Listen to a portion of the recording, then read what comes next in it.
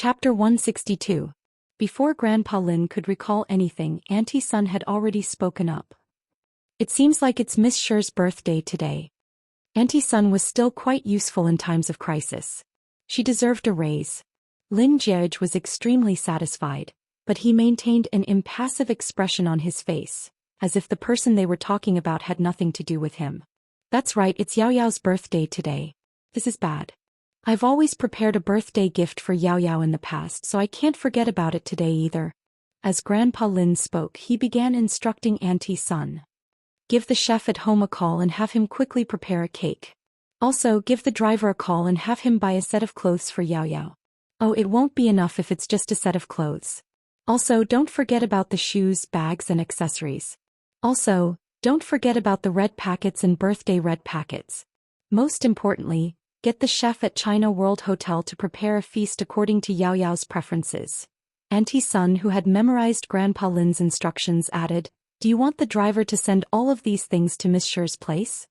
While Grandpa Lin was regretful that he couldn't celebrate her birthday with Sher Yao, he felt that this was the only way. Thus, he was just about to nod his head to indicate for Auntie Sun to do as she said. But in the end, Lin Jiej, who had been waiting for this moment for a very long time, put on a look of boredom and casually said, You can have the driver send these things to the hospital, and at the same time, give them to. Lin Jiej paused for a moment before using a rather distant sheik to replace Sher Yao's name. Make a call to her and tell her that Grandpa misses her, so he asked her to come over. Wouldn't that be a surprise for her? Grandpa Lin's eyes immediately lit up upon hearing Lin Jiej's suggestion. That's not a bad idea. Let's do as that brat says. Saying so, Grandpa Lin began instructing Auntie Sunday. Halfway through, he suddenly turned to glare at Lin Jiej and said, It's not her, it's Yao Yao. If you don't want to use Yao Yao, you can use my fiancé too. Auntie Sun called Sher Yao at 9 in the morning. Her excuse was that it had been a long time since Grandpa Lin last saw her and he missed her. Before 11, Sher Yao had already appeared in the hospital ward. After eating the feast that Old Master Lin had ordered, receiving the gifts that Old Master Lin had prepared, and eating the cake that Old Master Lin had instructed the chef to make, it was already 3 in the afternoon. In order to prevent Lin Jiej and Sher Yao from seeing through his feigned illness, Grandpa Lin immediately feigned exhaustion as soon as his birthday was over and shooed the two of them away. Under pressure from Grandpa Lin, Lin Jiej carried the birthday gifts prepared by Grandpa Lin out of the ward. When he got out of the hospital building, the driver was already waiting for him. When Lin Jiej arrived at the front of the car, he suddenly halted his footsteps and looked at the unusually fine weather. After which he turned his head slightly to look at Sher Yao, who was roughly a meter behind him. He had purposely asked Grandpa what day it was, and he had also purposely used Grandpa to trick her into coming over from home. He had already achieved what he wanted and the rest was up to him. In that instant, Lin Jiej suddenly felt as if he was a big bad wolf trying to abduct a bunny. Oh no, it should be the handsome man who abducted Soft Bun. Star.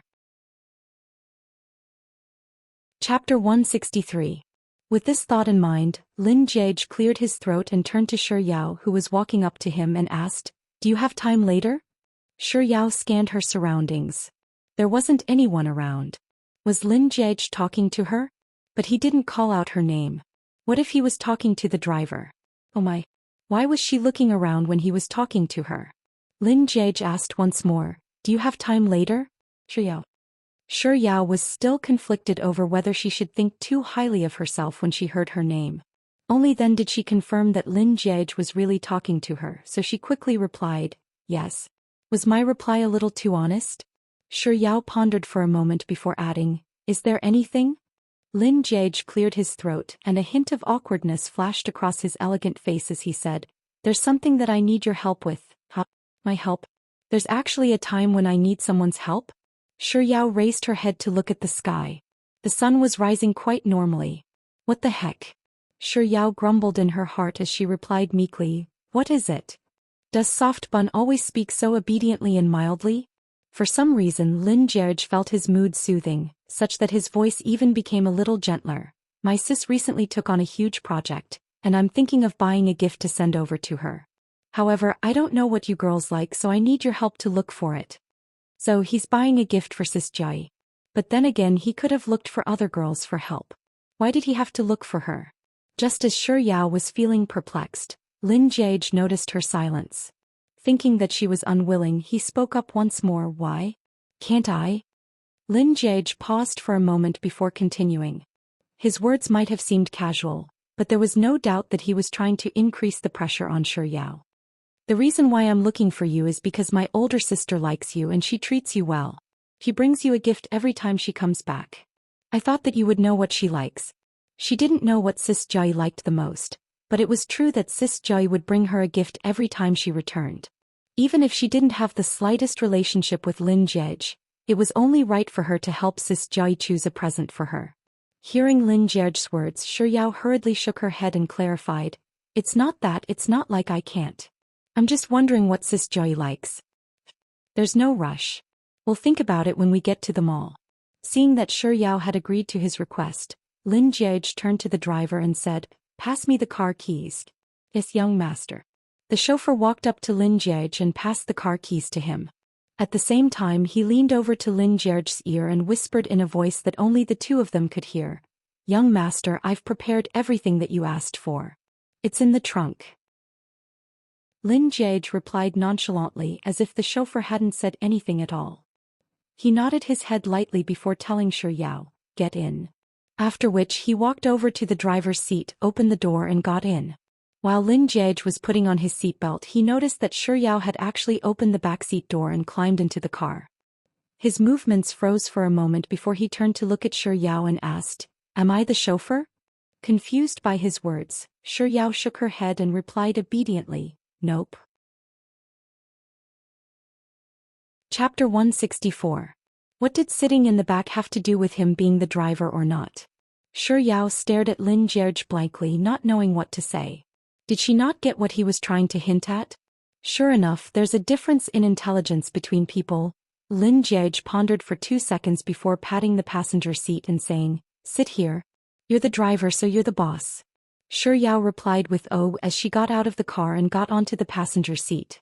Lin Jiage fastened his seatbelt, and just as he was about to start the car, he noticed that Shi Yao's seatbelt wasn't fastened, so he shot a glance at her, gesturing for her to put it on. Meeting his gaze, Shi Yao thought that he was looking in her direction, so she followed his gaze and looked in the same direction as well.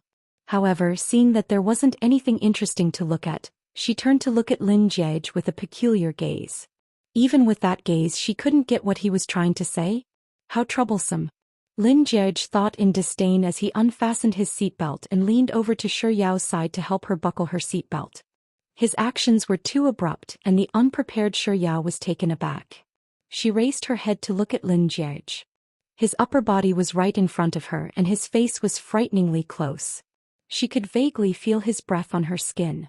Shi Yao's heart skipped a beat. After fastening his seatbelt, Lin Jiage shot a glance at Shi Yao, only to meet her eyes that were staring straight at him. His body stiffened, and a moment later he reached out to caress her head and said, Seatbelt is the most important thing to take note of when getting into the car. After that he returned to the driver's seat, fastened his seatbelt and started the car. The car was very quiet, but the atmosphere was a little ambiguous. Lin Jiage's grip on the steering wheel stiffened a little. On the way to the main road he rolled down the window and turned on the radio. A spring breeze blew into the car, and soothing music drifted along with the wind, easing the atmosphere and softening one's heart. Lin Jiage's car stopped at W Shopping Mall. Shi Yao had never been to this shopping mall before, but she had heard from Liang Mumu that it was filled with the world's top brands, and every single one of them cost at least 5 digits. She knew that the Lin family was wealthy, but did Lin Jiage have that much money to live on? As Shi Yao followed Lin Jiage into the mall's elevator, she couldn't help but touch her pocket. Why was there such a huge gap between them? Her monthly living expenses were only 4 digits, while his gift cost at least 5 digits. Just as Shi Yao was criticizing him endlessly in her head, Lin Jiage suddenly spoke up. How do we proceed? Shi Yao snapped out of her daze, but Lin Jiage's question stumped her. She paused for 3 seconds before saying, Actually, I don't know what Sis Joy likes the most, but I do know that there are many things that Sis Joy likes. Bags, cosmetics, clothes, shoes, accessories, greenery, fresh flowers, ceramics. All in all, Sis Joy likes everything that is beautiful and expensive. Of course, good-looking things are always associated with expensive things, so I don't know what to buy. Alright, let's start from the first floor then, Lin Jiege decided. Alright. Thinking that Lin Jiege's suggestion was reasonable, Shi Yao nodded in agreement. Then she suddenly thought of something important and asked, "But do you have enough money with you? Everything here is so expensive." Chapter 165. Do I look like I'm poor to you? Lin Jiege glanced at Shi Yao and replied, "I'll admit that you're capable if you manage to spend it all. But am I imagining things? Why do I feel like he's mocking me?" Shi Yao's lips twitched. "I'm just worried that you'll spend all your living expenses and end up starving in school." What the heck is living expenses? It's been many years since I've had such a thing.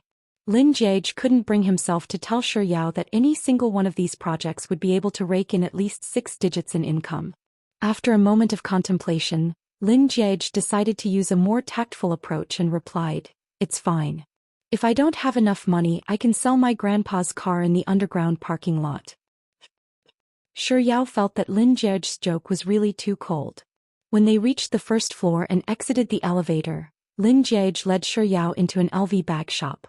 Before he led her into the LV bag shop, he said, "Since my big sis has a vast array of preferences, you should just buy whatever you like. I'm sure she'll like it." Shi Yao replied with an "og" before starting to seriously pick out her present. Half an hour later, they were finally done shopping on the first floor. It wasn't that they didn't find anything good, but they weren't all that satisfactory. Thus, when Shi Yao asked Lin Jiege what she wanted to buy, he rejected them all. When they arrived at the second floor, before they could even start shopping, Shi Yao's gaze was already drawn to a coffee shop not too far away. Lin Jiege looked at the other girls around him and saw that everyone's attention was focused on the dazzling array of products in the shop. Even the words they spoke about were the latest designs of a certain brand. This was already the 8th time Shi Yao had glanced at the coffee shop after reaching the second floor. Who could he blame? He was the girl he brought out to shop with him, so even if he had to kneel down, he had to make sure that she was happy. With such thoughts in mind, Lin Jiege said, "You must be tired after shopping for so long. Why don't we head to the coffee shop for a drink?" These words were really against his will. It had only been half an hour. However, when he saw the sparkle in Shi Yao's eyes upon hearing his suggestion, Lin Jiege felt that it wasn't a bad idea to lie to her. They strolled for half an hour on the first floor and ate in the cafe for 40 minutes. Then they strolled for 20 minutes on the second floor and ate in the cafe for half an hour on the third floor. Then they strolled for 23 minutes on the fourth floor and sat in the milk tea shop for 25 minutes. Finally, they reached the fifth floor, the last floor of the shopping mall. At the staircase of the fifth floor, there was a well-known brand of flower shop, endorsed by a popular little fresh meat. Recalling that flowers could be transported by air, Shi Yao suggested, "Why don't we pick a bouquet of flowers first before picking out a gift? The gift and flowers look really good together." "Sure." Lin Jiege nodded and gestured for Shi Yao to do the matching herself. 5 minutes later, Shi Yao was done choosing the flowers. 10 minutes later, the waiter wrapped the flowers. When Lin Jiege went in to pay the bill, he took a look at the flowers Shi Yao had chosen. They were light pink, light yellow, light green, and light pink. "There's no way my sister will like it, but it's fine as long as Soft Bun likes it." After leaving the flower shop, he strolled through half of the mall and arrived at an accessory shop. When Shi Yao reached the last item on display in the shop, she suddenly came to a halt. The gleam in her eyes was one that Lin Jiege had never seen since entering the shopping mall. The ornament was a bracelet. A diamond bracelet paired with gold, and there was a small strawberry-shaped pendant at the clasp. Chapter 166. Retracting his gaze from Shi Yao, Lin Jiege turned to the saleswoman beside him and pointed to the bracelet that Shi Yao was staring at. "Can I take a look at that?" "Sure, sir." "Please wait a moment." The saleswoman smiled amiably as she walked up to the counter and took out the bracelet. Shi Yao turned to look at Lin Jiege. Could it be that he thought that the bracelet was beautiful just like her? Meeting her gaze, Lin Jiege slowly moved his lips and said something that went against his heart. "I think that this bracelet isn't too bad." So it was just as she thought. It seemed like Lin Jiege's aesthetic sense wasn't too bad after all. Shi Yao's eyes curled up into crescents as she nodded. "Yes, I think so too. Especially that strawberry, it's so cute." She really did take a fancy to strawberries. Lin Jiege calmly lowered his gaze, concealing the helplessness and speechlessness in his eyes. Sir, this bracelet is our spring collection. It's designed by our top designer, and it comes with a necklace, earring and anklet. As she spoke, the saleswoman took out the other products one by one, not forgetting to promote them. Strawberries represent romance, and their shape is closest to the shape of a heart, so it's also known as the fruit of love. That's why this set of jewelry is called Strawberry Love. Lin Jiege had initially thought that he was going against his heart by saying that the bracelet wasn't too bad, but after hearing the saleswoman's explanation he found the bracelet more and more pleasing to the eye. So he asked Shi Yao, "Which one do you think we should buy?" Shi Yao had only seen the bracelet initially, but the saleswoman had brought out quite a few accessories, and all of them had strawberries on them. All of a sudden she was at a loss as to what to choose. Faced with Lin Jiege's question, she looked from one to another, and after a long moment of hesitation, she still couldn't come up with a decision. In the end she began studying the price. In consideration for Lin Jiege, she pointed to the cheapest anklet and said hesitantly, "How about this?" Lin Jiege took in all of her reactions, and for some reason he couldn't help but recall the scene when Lu Benlai ran up to her with a bag of drinks and asked her to choose one. Back then she was exactly the same as she was now. But did the price scare her? Why didn't she ask him if he could only choose one like that time? Since he was so hesitant and didn't know which one to choose and he liked both, wasn't this easy to solve? Lin Jiege didn't respond to Shi Yao's words. Instead he turned to the shop assistant and said, "Help me wrap up this entire set of accessories." Of course the solution was to buy. After all, Soft Bun loved it. Just like that, the sales assistant happily replied with an "all right" before bringing Lin Jiege to settle the bill, leaving behind a dumbfounded Shi Yao. She secretly counted on her fingers to calculate just how much money Lin Jiege had spent in a single minute. A tycoon was indeed a tycoon, and a big boss was indeed a big boss. Casually buying a gift for her sister was enough for her to eat whatever she wanted for a few months without sleep. But then again, why was Lin Jiege's living expenses so high? Did all rich families raise their children like this? After leaving the jewelry store, Lin Jiege headed to the washroom. Standing not too far away from the washroom, Shi Yao was bored to death waiting for Lin Jiege when she saw a familiar face. Actually, she wasn't surprised to see that acquaintance. What surprised her were the two people following the acquaintance. How did she end up with them? Chapter 167. A slight frown appeared on Shi Yao's forehead. It seemed like some things were more complicated than she had imagined. So she didn't just change recently. Perhaps she had been like this from the very beginning. It was just that she realized it too late. After Lin Jiege walked out of the bathroom, he turned to Shi Yao and said, "Let's go." The young lady lowered her head slightly, not responding to his words. "Shi Yao?" Lin Jiege asked in bewilderment. However, when he saw the contemplative look on Luo Ruoxin's face and how she was still ignoring him, he walked up to her and placed his hand lightly on her head. He shook her head gently and asked, "What are you thinking about?" Shi Yao instinctively shot a glance at Lin Jiege before hurriedly reining in her thoughts. She reached out to tidy up her slightly messy hair while grumbling in displeasure, "I'm not spacing out. Also, don't touch my hair. You're so short. It's easy for me to touch your head if I raise my hand. What can I do?" As Lin Jiege spoke, he gave Shi Yao a demonstration. He raised his hand once more and used a little more strength to ruffle her hair. "I told you not to touch my hair." Shi Yao puffed up her cheeks as she glared at Lin Jiege. Then she tidied up her hair once more and said, "Besides, I'm not that short." Lin Jiege raised his eyebrows. He reached out to pat Shi Yao's head and said, "All right, shorty. We'll talk about your hair later. Let's go send my big sis a present first." "But I don't have my big sis's address. I'll have to give her a call first." Lin Jiege carried the items he had bought in the afternoon with one hand and took out his phone with the other. He intentionally lowered his phone so that Shi Yao could clearly see the word Big Sis on the screen. However, little did she know that the phone number behind the word Big Sis had already been switched to another phone number that he didn't use often, and his phone had been switched off. "I'm sorry, the phone you have dialed is currently switched off. I'm sorry, the phone you have dialed is currently switched off. I'm sorry." After hanging up the phone for the 5th time, Lin Jiege couldn't help but frown. "That's weird. What's up with my sis? She actually turned off her phone. When Lin Jiage dialed the number for the sixth time, he received a notification that her phone was still switched off. Finally, as if having run out of patience, he said, "How boring. It wasn't easy for me to give her a surprise, but her phone was switched off. Since that's the case, I guess I'll just have to pass on the surprise." Following Lin Jiage's words, the background music of the shopping mall changed to a new song. Let's keep it simple. Let's keep it simple. Don't use too many emotions. You're not an actor, so don't try to plot. This shopping mall is toxic. Lin Jiage raised his head to look at the ceiling of the shopping mall before lowering his head to look at the items in his hands. With a troubled look on his face, he said, "But if I don't give you the surprise, what are we going to do with these items? I don't need it. No problem, I just want to see how you're going to cover it up. Your sadness is too superficial, like an untalented actress." Amidst the song, Lin Jiage seemed to have suddenly thought of something, and he turned to Shi Yao and said, "Why don't I give all of these to you?" Chapter 168.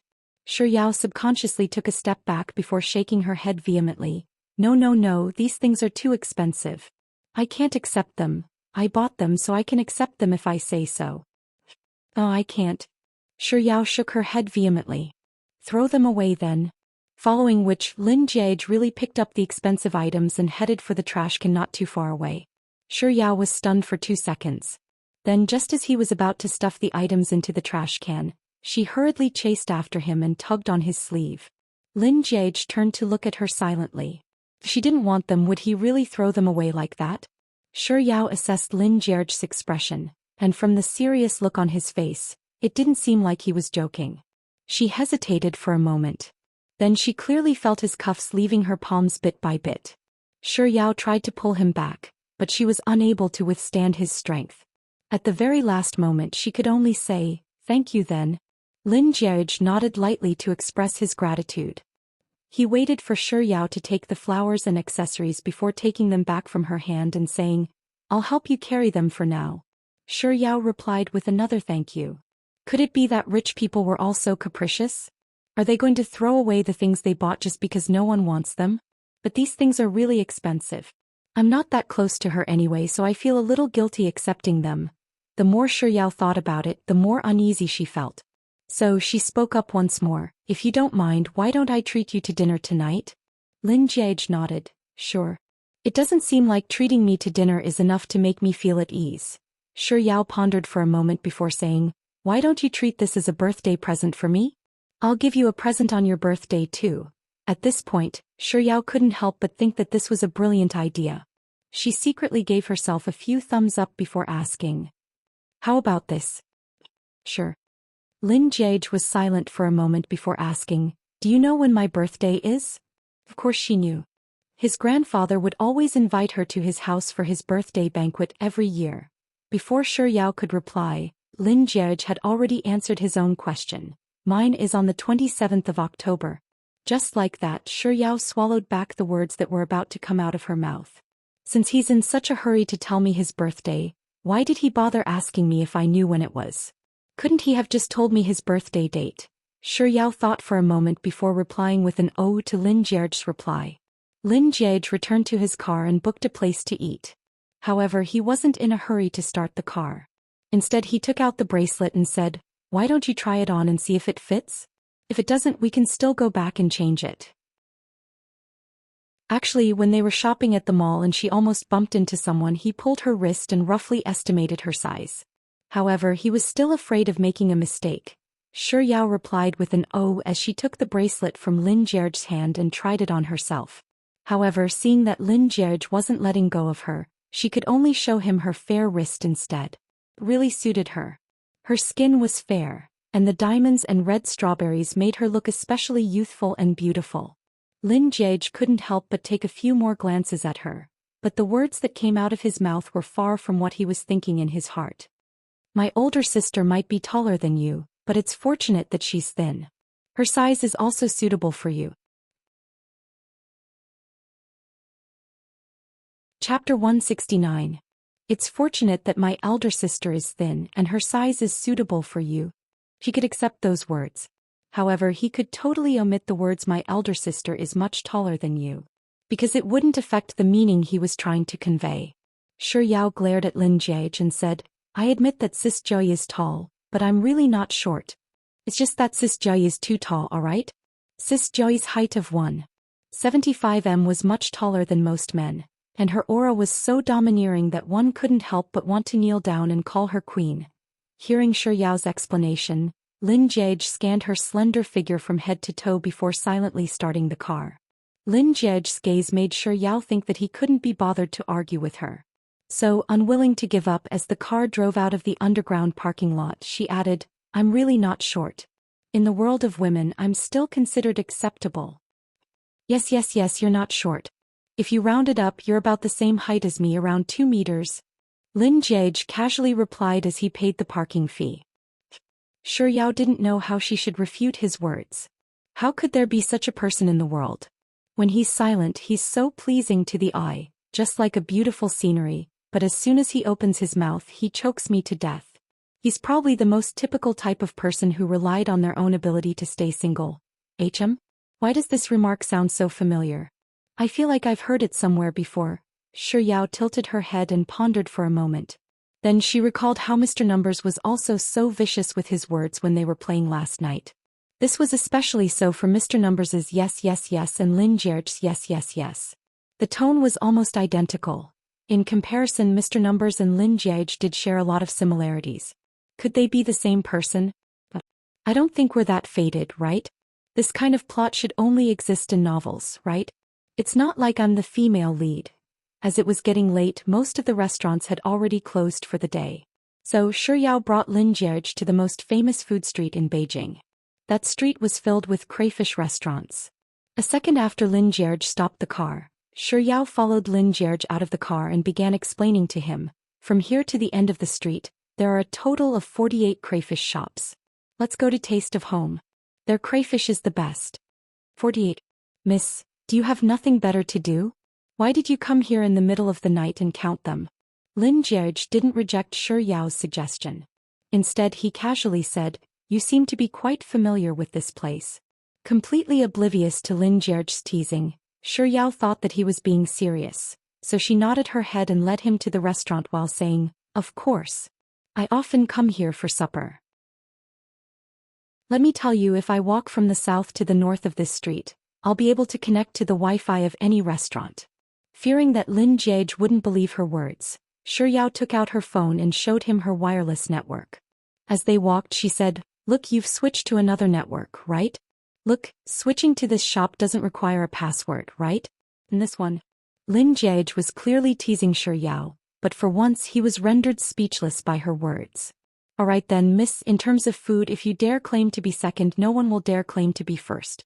Due to Lin Jiege's presence, Shi Yao was able to extravagantly choose a suite when they arrived at Taste of Home. Chapter 170. Due to Lin Jiege's presence, Shi Yao was able to extravagantly request for a private suite when they arrived at the Taste of Home. The waiter passed the menu over, but Lin Jiege didn't take it. Instead, he gestured for Shi Yao to place her order. Having eaten at the Taste of Home many times, Shi Yao swiftly placed her order. Of course, in order to express her sincerity, she even chose the largest lobster that she couldn't bear to order. After Shi Yao was done ordering, the waiter repeated the menu once more: 1 big serving of spicy crayfish, 1 big serving of 13 spice crayfish, 1 big serving of garlic crayfish, 1 grilled scallops, 1 set of lamb skewers. Shi Yao was just about to nod her head and reply with a no problem when Lin Jiege, who was seated across from her, turned to the waiter and asked nonchalantly, are you sure you didn't give me the wrong menu? Do you want a single serving of all the dishes? The waiter nodded. I'm sure. Lin Jiege looked at Shi Yao with a peculiar gaze. Why are you so reserved with your orders today? Is it because you don't have enough living expenses? It's fine, I've never intended for her to pay in the first place. Lin Jiege pondered for a moment before turning to the waiter and saying, give me 3 servings of each dish. Sir, you mean to say that you want 3 servings of each dish that the young miss ordered? The waiter thought that he had heard wrongly. That's right, 3 servings. Lin Jiege repeated before correcting himself.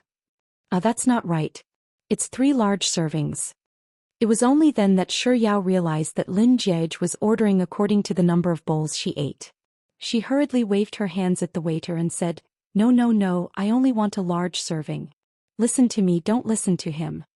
After the waiter left, Shi Yao turned to Lin Jiege and said, "3 large servings? I won't be able to finish them all." Lin Jiege nodded elegantly. "I thought that you'd order 3 servings of everything." No, I meant 3 large servings." Shi Yao, who had just taken a sip of water, nearly choked to death upon hearing Lin Jiege's words. When Shi Yao finally managed to catch her breath and was about to continue drinking, Lin Jiege said nonchalantly, "Oh, I also ordered 3 large servings this time. It's just that the crayfish has a different flavor. That's all." Then Shi Yao really choked on her water. Other people might be able to enjoy a meal with a handsome man, but she was going to die from it. Who knew when he would say something that would choke her to death? Even if she didn't choke to death, she would probably choke to death. In the end, she ordered another 2 large servings of crayfish and finished them all before taking off her gloves in satisfaction. As her hands were covered in oil, it was difficult for her to wipe them clean with a wet towel. So she informed Lin Jiege that she was going to head to the washroom. However, she did not return for a full 10 minutes. Lin Jiege had already paid the bill behind her back, but the longer he waited, the more he felt that something was amiss. Eventually he couldn't help but take out his phone and give Shi Yao a call. The call went through but no one picked up. Unable to sit still any longer, Lin Jiege grabbed his and Shi Yao's coats and walked out of the suite. After asking the attendant for permission, he headed straight for the washroom. He really did see Shi Yao at the entrance of the washroom. However, there were a few more people around her. The most eye-catching of them all was a young lady. In the slightly chilly night air, she was dressed in a very revealing outfit. She had a pair of enchanting purple eyes, long and thick fake eyelashes and a dark red lipstick. Lin Jiege stared at her for a long time, but he was still unable to recognize her. Then she spoke, "I've been waiting for you for a long time, Lin Jiege." Only then did Lin Jiege recognize her. Chiniran. Chapter 171. It was only then that Lin Jiege recognized her. Chiniran. While he couldn't remember the names of the people around her, he did have an impression of a few of them. They were the ones who had surrounded Shi Yao at the entrance of Ji University a few days ago. That dark-skinned and brawny man was also there. Other than them, there were a few more people with them.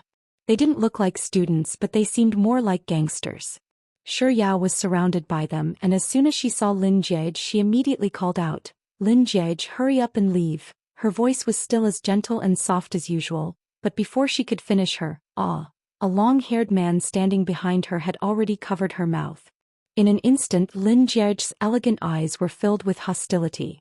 Without any hesitation, he stepped forward, intending to pull Shi Yao away from the group of people. But before he could reach her, he was stopped by the brawny man. The one who spoke up was Chiniran, who was standing not too far away with her arms crossed. "Lin Jiege, don't waste your strength. There are so many people here, you won't be able to take her away." As Chiniran spoke, she walked over to the brawny man's side. As she approached, the brawny man naturally placed his hand on her shoulder. A hint of disgust flashed across the depths of her eyes, but she didn't move away. Her eyes continued to stare fixedly at Lin Jiege. "I won't allow you to take her away either. But don't worry, I won't do anything to her for now. However, if you..." Chiniran raised her head to look at Lin Jiege from head to toe before continuing, "Displeases me, I can't guarantee what will happen to her." Lin Jiege, who had been silent all this while, finally spoke up. While his words were directed at Chiniran, his gaze was directed at Shi Yao. "I'm the one who provoked you. This has nothing to do with her. Let her go. If you have anything to say, come at me." As if she had heard the funniest joke in the world, Chiniran chuckled softly. Then she stretched out a thin cigarette in her hand to the side, and while someone lit it for her, she said, "Lin Jiege, do you think that I'm a fool? If I let her go, what am I going to use to threaten you? Besides, even if I have so many people and am not afraid of you, what if she calls the police if I let her go?" Chiniran brought the lit cigarette to her lips and took a deep puff before exhaling a messy ring of smoke. Upon catching a whiff of the smoke, Lin Jiege frowned in disgust. Seeing the look on Zhang Xian's face, Chiniran chuckled softly, and her tone hardened a little. "You despise me? But I became like this because of you." I'm telling you, Lin Jierge, I've spent a lot of effort tracking you down for this scene, so I won't waste my breath on you. This isn't the place to settle things. She's in my hands, so whether you follow me or not is your own business. After saying those words, Qin Yiran shot a glance at the brawny man beside her. The brawny man immediately understood her intentions. He shot a glance at the others before grabbing Qin Yiran's waist and leading her out of the restaurant. Shi Yao's mouth was still covered, preventing her from speaking. However, along the way her bright black eyes were fixed on Lin Jierge. Chapter 172. In that instant he felt as if something was gripping his heart tightly, causing waves of pain to ripple through his body. He didn't even have time to think about it. In the instant that Shi Yao's figure brushed past him, like a robot being controlled, he raised his leg and followed after her.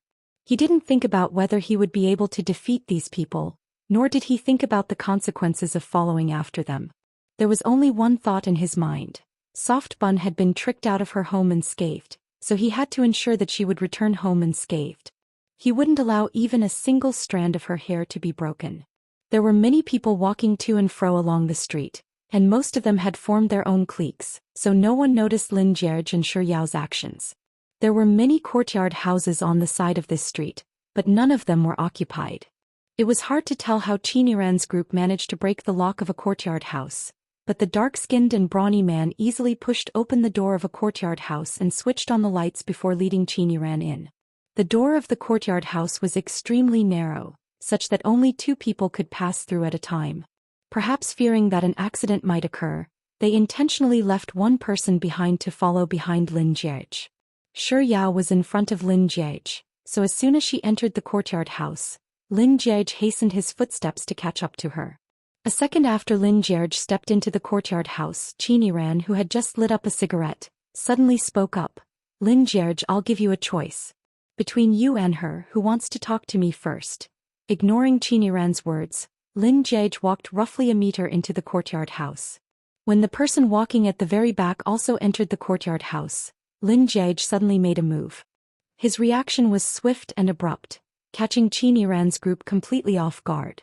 The long-haired man who was covering Shi Yao's mouth didn't even have a chance to cry out before he was knocked to the ground by Lin Jierge. Following which, Lin Jierge grabbed Shi Yao's wrist and pulled her into his embrace. Following which, he raised his leg and kicked the man walking at the very back. At this moment, Qin Yiran and the others finally realized what was going on. Cursing profanities from their mouths, they charged toward Lin Jierge and Shi Yao. As the courtyard wasn't too big, the distance between each other wasn't too far. Thus, it didn't take long for the crowd to reach Lin Jierge and Shi Yao. Lin Jierge didn't pay any heed to them at all.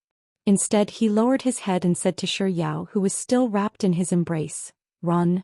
Almost as soon as those words reached Shi Yao's ears, she felt a powerful force pushing her back, pushing her out of the courtyard house. Before she could regain her balance, she heard a loud "Quang Lang" behind her. By the time she turned around, the door to the courtyard house had already been slammed shut. However, Lin Jierge didn't follow her out. Shi Yao's first thought was to call the police, but when she reached for her pocket, she realized that she hadn't brought her phone with her when she went to the washroom. Shi Yao's second thought was to rush to the courtyard house. She pushed the door, but it didn't budge. She knew that it was Lin Jierge who was pushing the door open from the inside. She couldn't get in and those people couldn't get out. Chapter 173. Shi Yao pressed her lips together as she pushed the door even harder. The door didn't budge in the slightest, so she couldn't see what was going on inside. However, through the door she could hear curses, punches and kicks coming from the other side. She could even vaguely hear a groan of pain. Did that sound belong to Lin Jierge? Was he beaten up? Was it serious? He had to block the door to prevent those people from coming out, and he was alone. How could he possibly defeat them? Shi Yao knew that the most rational course of action right now was to leave. However, it was as if someone had pinned her feet to the ground and she couldn't move at all. She knocked on the door and shouted Lin Jierge's name, hoping that he would respond to her so that she could know whether he was fine or not. But the person inside didn't respond to her. This made her even more alarmed and flustered. She shouted his name until her throat started to hurt. Then, after a few knocks on the door, a small gap finally opened up. She saw the clean and elegant young man kneeling on the ground. His usually pristine white clothes were stained with footprints, and his beautiful hair was a little disheveled. Yao opened her mouth, but she couldn't make a sound despite calling out Lin Jie's name. When she was stopped by Qin Ran and her men, she was clearly afraid. But at this moment she didn't know where she found the courage to charge at him without any hesitation. She wanted to ask him if he was in pain and if he was all right. She wanted to beg Qin Ran to stop beating him. If she was angry or indignant, she could just come at her. But before she could say a single word, Lin Jie had already charged at her like a ferocious beast, shouting, "Get the hell out of here!" Ignoring his words, she ran up to him in an attempt to protect him. But a second ago he had been shouting at her to leave, but at this moment he had already pulled her into his embrace. With her in his embrace, he didn't even have the strength to retaliate, but Qin Ran still refused to let him go. Protected by him, she couldn't feel any pain or sorrow, but she could still feel the punches and kicks landing on her body. Those people all drank a little and didn't hold back. Although she couldn't feel it, she knew it must be very painful. However, he acted as though nothing had happened. His tone of voice was calm and deep that she was familiar with. "Shorty, are you stupid? I told you to run. Why did you come back?" This was the first time that Yao felt that the word shorty didn't sound so annoying coming from his mouth. She didn't reply, not knowing how to reply. He spoke again. "Shorty, what time is it? What kind of situation was this? How could he still care about time? Forget it, you probably wouldn't know even if I asked you." He didn't wait for her to speak and continued. "But it's definitely not past midnight. Soft bun, happy birthday." "Happy birthday, Yao." "Soft bun, happy birthday, Yao." In that instant, tears began flowing down Yao's cheeks without any warning. Even though Qin Ran couldn't hear their conversation, her eyes couldn't help but redden at the sight of them talking together. All of a sudden she lost her rationality. Grabbing a stick from the side, she swung it viciously at Lin Jie's head, but before the stick could land on the ground, a sports car with its blinding headlights screeched to a halt at the entrance of the courtyard house. Chapter 174. The car door opened, and the first thing that entered everyone's sight was a pair of red high heels, followed by a pair of slender calves, a red dress and long black hair that reached her waist.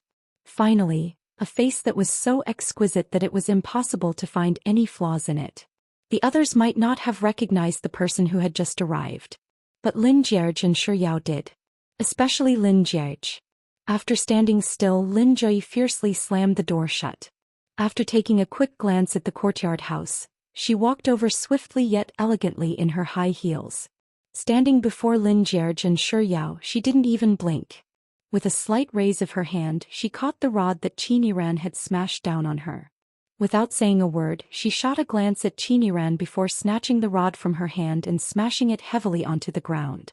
Then, as if Qin Ran and the others didn't exist, she lowered her head to look at Lin Jie and Yao. Lin Jie had intended to reprimand Lin Jie, but before she could say anything she saw the tears on Yao's face. Her cold and haughty expression immediately turned gentle and anxious. "Yao, did they bully you?" As soon as those words were spoken, Lin Jie's eyes blazed with killing intent. Yao, who was still crying, shook her head vehemently and said, "No, they didn't bully me. They bullied him." Lin Jie knew that the heat Yao was referring to was her younger brother Lin Jie. She replied with a nonchalant "oh," and the killing intent emanating from her abruptly vanished without a trace. She looked at Lin Jie with eyes brimming with disdain. "If you can't even protect your woman, how could I possibly have such a disappointing younger brother?" "Just who is your younger brother?" "The younger brother from the same mother as you." Lin Jie glared at Lin Jie, not bothering to speak to her anymore. "What's with that expression? Lin Jie, tell me, are you a coward or not?" "Lin Jie, I'm talking to you. Are you listening to me?" Lin Jie pressed on with a few questions, but there was no response. Just as she was about to continue questioning Lin Jie, the tanned and brawny man suddenly spoke up. "Who the heck are you?" Ignoring the tanned and brawny man, Lin Jie glared at Lin Jie, who wasn't even looking at her. "Lin Jie, have you been pummeled, silly? You don't even know how to speak?" The tanned and brawny man flew into a rage. "I'm talking to you. On the other hand, Lin Jui seemed to have lost her patience from the tanned and brawny man's repeated words. Without even sparing him a glance, she spat, "Shut your mouth. The heck, no one has ever dared to speak to me in such a manner before." Lin Jui was just about to continue talking to Lin Jiege when she abruptly raised her head to look at the tanned brawny man and asked, "Are you talking to me?" Lin Jui straightened her back and took a step forward with a frosty expression on her face. "I'll ask you one more time. Were your words directed at me?" The tanned and brawny man recovered from his daze. Even though he was suppressed by Lin Jui's aura, he didn't think that a woman could do anything about it. Thus, his tone was still as ferocious and vulgar as ever. "Yes, I'm talking to you." Before the tanned and brawny man could finish his words, Lin Jui had already raised her hand and sent a vicious slap across his face.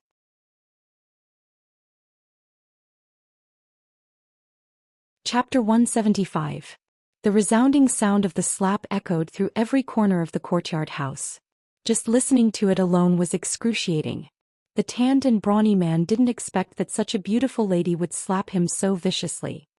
He was stunned for a moment before he clutched his face and spat out with gritted teeth, "Damn it, you actually dared to hit." Before the tanned and brawny man could finish his words, Lin Jui had already raised her hand once more.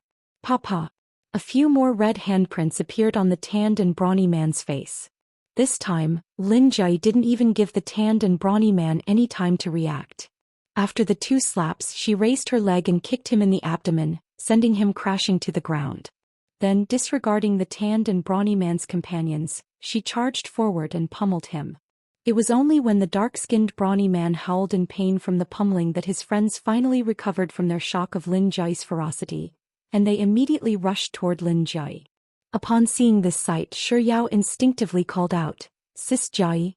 In truth, she wanted to warn Lin Jui to be careful, but before she could even say the word careful, Lin Jui had already taken off her troublesome high heels, grabbed one in each hand, and charged right into the group of dark-skinned and brawny men. She didn't care who was standing in front of her. Whenever she caught one of them, she would use her slender heels to smash their heads. It didn't take long for screams of agony to fill the entire courtyard house. In contrast to Shi Yao's worry and shock, Lin Jiege appeared exceptionally calm and composed. Rubbing his aching back, he stood up and asked Shi Yao, "Are you all right?" Shi Yao shook her head before shifting her attention from Lin Jui to Lin Jiege. "Are you all right? Are your injuries serious?" As she spoke, she reached out to touch Lin Jiege's body. Her hands were small and soft. Even though they were separated by a layer of clothes, he still felt a strange numbing sensation on his body. Lin Jiege was about to reply to Shi Yao with "I'm fine," but the words froze in his throat. The way he looked at her became a little unnatural, and even the side of his ears began to heat up uncontrollably. After confirming that there wasn't any bleeding on Lin Jiege's body, she finally retracted her hand. At this moment, Lin Jiege suddenly recalled something and he turned to Lin Jui, who was in the midst of fighting by the side, and said, "Hey, the long-haired man over there, don't touch him. Leave him to me." Lin Jui looked at the few people who were still barely able to stand before her gaze fell on the long-haired man that Lin Jiege was talking about. After staring for a second, she raised her leg and kicked the long-haired man. As the long-haired man was kicked to the ground by Lin Jui, Lin Jiege spoke up once more, Hey, didn't I tell you not to touch that long-haired man?" "Stop right there." Lin Jui acted as if she hadn't heard Lin Jiege's words at all. She lifted the long-haired man up from the ground, raised her fist and smashed it heavily onto his face.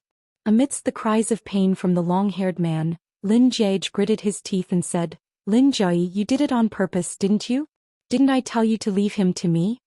Right after Lin Jiege said those words, Lin Jui elegantly threw the long-haired man over her shoulder onto the ground, rendering him unable to get up.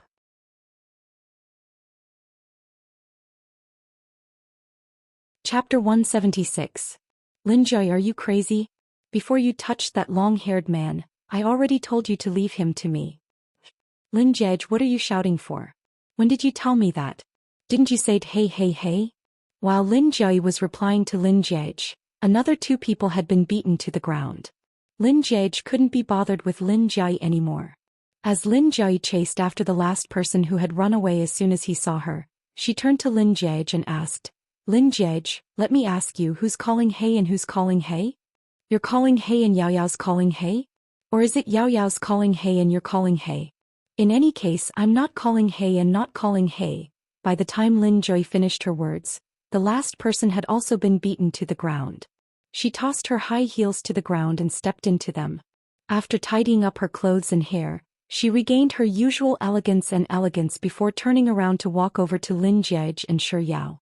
Just as she was about to reach them, Lin Joy caught sight of Qiniran, who was hiding in a corner and preparing to run away. She halted her footsteps and turned around to look at Qiniran. She didn't say a word, but the look in her eyes left Qiniran frozen in place. Lin Jiai assessed Qiniran from head to toe before pointing to the ground and saying, I don't hit girls, so you should lie down and pretend that I'm the one who beat you up. Qiniran's face paled and paled, refusing to move. As if unwilling to waste any more time with Qiniran, Lin Jiai bent down to pick up the stick she had prepared to hit Lin Jiej with and swung it at Qiniran. Qiniran shrieked in agony as she collapsed to the ground and curled up into a ball. I was wrong, I was wrong. Don't hit me, don't hit me. Qiniran muttered for a long time, but after confirming that there was no sound of pain, she finally stopped begging for mercy. It was then that she realized that she hadn't been hit. Trembling, she raised her head and saw that the stick was right above her head. Frightened, she cowered backward, not daring to even breathe loudly. Ha, I thought you were a powerful person, but it turns out you're just an idiot.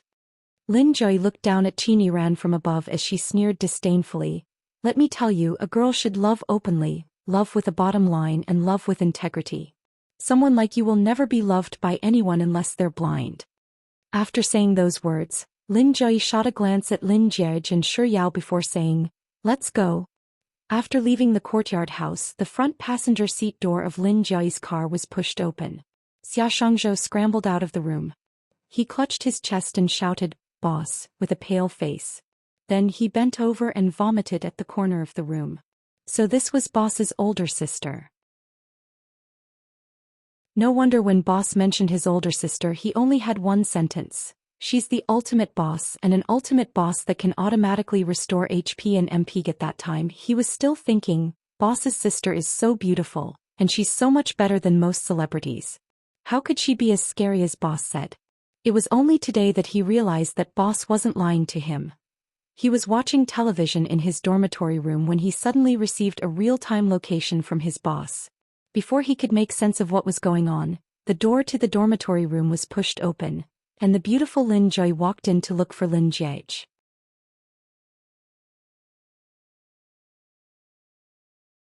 Chapter 177. After she parked the car, he sat in the car for a long time before he could barely move. But as soon as he got out of the car he only managed to utter 2 words before he vomited. This is too scary. How is this a woman? She's clearly a bully. I'm only a woman when I'm with her. Upon seeing Xia Shangzhou, Lin Jiej was taken aback for a moment before asking, Why are you in my sister's car? Lin Jiej replied with an oak before replying calmly, I was the one who brought him here. I went back home first, but seeing that you weren't home I went to the academy. He showed me the real-time location you sent him, so I mistook him as a navigator and stuffed him into the car. Xia Shangzhou, who was vomiting silently against the wall, could vaguely hear the sound of his heart shattering. Navigator? Is the navigator referring to me? Having roughly understood the situation, Lin Jiej fell silent. Lin Jiej glanced at the 2-seater sports car and asked, Did you drive? I did. Lin Jiej paused for a moment before adding, Grandpa's car is in the parking lot. Alright then. I won't give the car to you and Yao Yao then. Lin Jiej lowered her head to take a look at the time. Disregarding the opinions of others, she made up her mind and said, Let's meet at home in half an hour then. After saying those words, Lin Jiej flashed Shi Yao a gentle smile and said, Yao Yao, it's your birthday today, so I specially came back to give you a surprise. The present is at home, I'll bring it to you later. Shi Yao, thank you sis Jieg. Wah. Lin Jiej sent Shi Yao a flying kiss. If you want to talk properly. Don't just kiss me. Who wants to kiss you? Lin Jiej's eyes immediately turned cold. He took a step forward to stand between Shi Yao and Lin Jiej and said, We'll be heading over first then. Lin Jiej nodded and said, Go on. Let's go, Lin Jiej said softly to Shi Yao before waiting for her to turn around and leave. Only then did he take a step forward and follow behind Shi Yao like a human wall between her and Lin Jie. Seeing that Lin Jie was about to leave, Xia Shangzhou quickly suppressed the urge to vomit and chased after Shi Yao and Lin Jie. "Boss, wait for me. I'll go with you. Leave your sister, leave." Lin Jie raised her leg and tripped Xia Shangzhou. Just as he was about to fall to the ground, she grabbed his arm and flung him onto her car. "They're just a couple, so why are you getting involved in their affairs? Do you like being a third wheel that much? Take my car." Xia Shangzhou's legs went limp when he heard this and he almost fell to his knees. "No, no, no. Lin, sister Lin, there's no need for that. I'll take a taxi myself. I have money." Lin Jie replied passionately, "How could I possibly do that? I brought you here, so I have to bring you back. You're Jier's roommate too, so in order to express my gratitude, I'd like to invite you over to our place as a guest." "No, there's no need."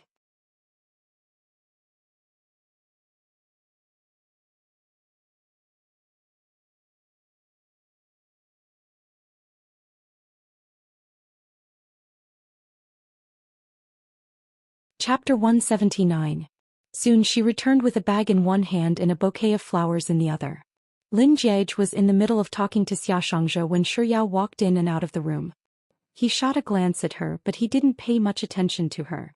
Lin Jie was worried about the maid's discerning eyes, so while she didn't make a move herself, she still went upstairs to give them instructions. After returning to her room, Shi Yao didn't rush to look for Lin Jie. Instead, she placed the things she had taken from the car on the coffee table before sitting down once more. Picking up her fork, she continued eating the fruit platter that the maids had just brought over. Upstairs, Lin Jie's bedroom door was open, and her elegant yet forceful voice drifted down the stairs. "Put this here and put that there. Have you ever learned how to appreciate aesthetics? Putting bright red and bright green together is just too unsightly, you know? I can't fit all these lipsticks on the dressing table. Think of something. Didn't I buy a lot of storage boxes and store them in the basement? Bring them up, it'll save some space." All right, that's it." Downstairs, Xia Shangzhou's mouth didn't stop moving either, but his voice wasn't as loud as Lin Jie's. "Boss, your sister sure is an incredible woman. She single-handedly defeated an entire group of people. Boss, I think your sister is much scarier than you. I finally understand the saying, there's always someone better than you out there. Boss, tell me the truth. Since you were young, were you protected by your sister? Did she beat you up often? I'm starting to pity you now. Boss, what should we do?" Shi Yao was in the midst of eating when she heard Xia Shangzhou's words. She raised her head to look at Lin Jie curiously. Meeting Shi Yao's gaze, Lin Jie, who had been silent all this while, suddenly spoke up. "You must be joking. Do I need her protection? Let me tell you, she might look tough, but all she does is beat up those hooligans. To fight with me, hee." Shi Yao stuffed a cherry into her mouth as she stared at Lin Jie in disbelief. Xia Shangzhou assessed Lin Jie from head to toe with the same look of disbelief on his face. "Boss, there should be a bottom line when it comes to bragging. Bottom line your head. I'm just speaking the truth, all right? But the problem is, it's one thing for Xia Shangzhou to doubt me, but what's with Soft Bun's gaze? He was only doing this to protect her." Lin Jie couldn't be bothered to argue with them anymore, so he cut straight to the chase and said, "Just you wait. When she comes down from upstairs, watch how I'll take her down." "Who? Let me do it, let me do it." Lin Jie, who was halfway down the stairs, heard the latter half of Lin Jie's words, and she immediately rushed over excitedly to the living room. She looked at Shi Yao and thought that it was impossible. If Lin Jie dared to knock Yao Yao down, she would smack him to death with her frying pan. After which she turned to Lin Jie and also thought that it was impossible. After all, no one would be so foolish as to knock themselves down. Finally, she turned to Xia Shangzhou and asked, "Navigator, am I supposed to knock you down?" No. Sister Lin, calm down. Calm down. Boss said that the person he wanted to take down was you. It was Boss who wanted to take down you," Xia Shangzhou explained as he ran.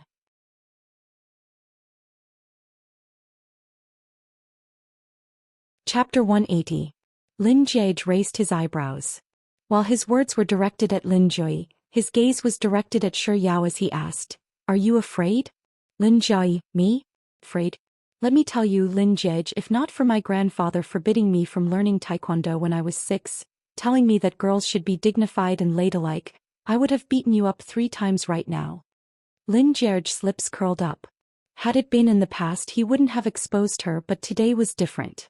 He couldn't let Soft Bun think that he was incapable. With such thoughts in mind, Lin Jie harumphed coldly, "Did my grandfather forbid you from learning taekwondo because he wanted you to be ladylike?"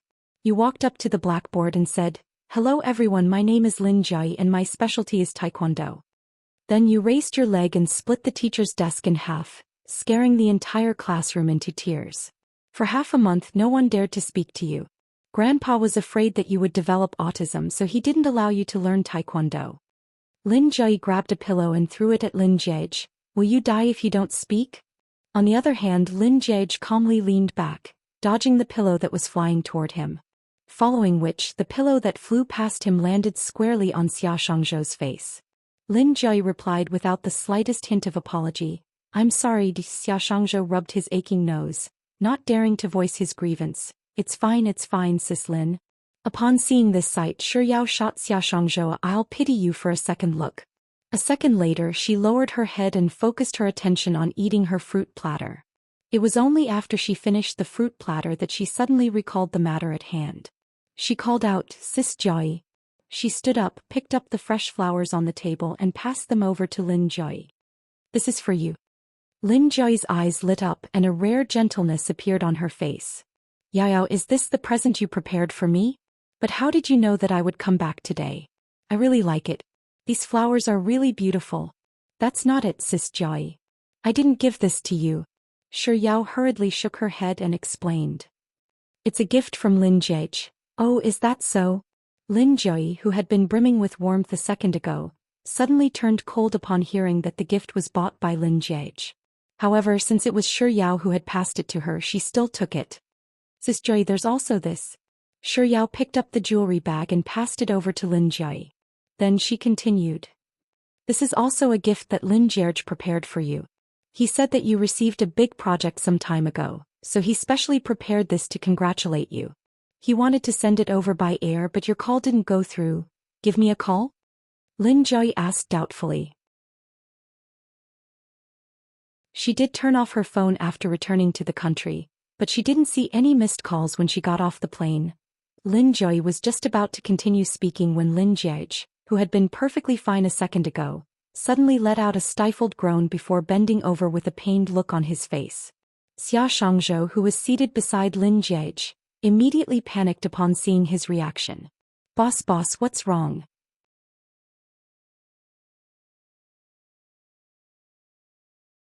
Chapter 181.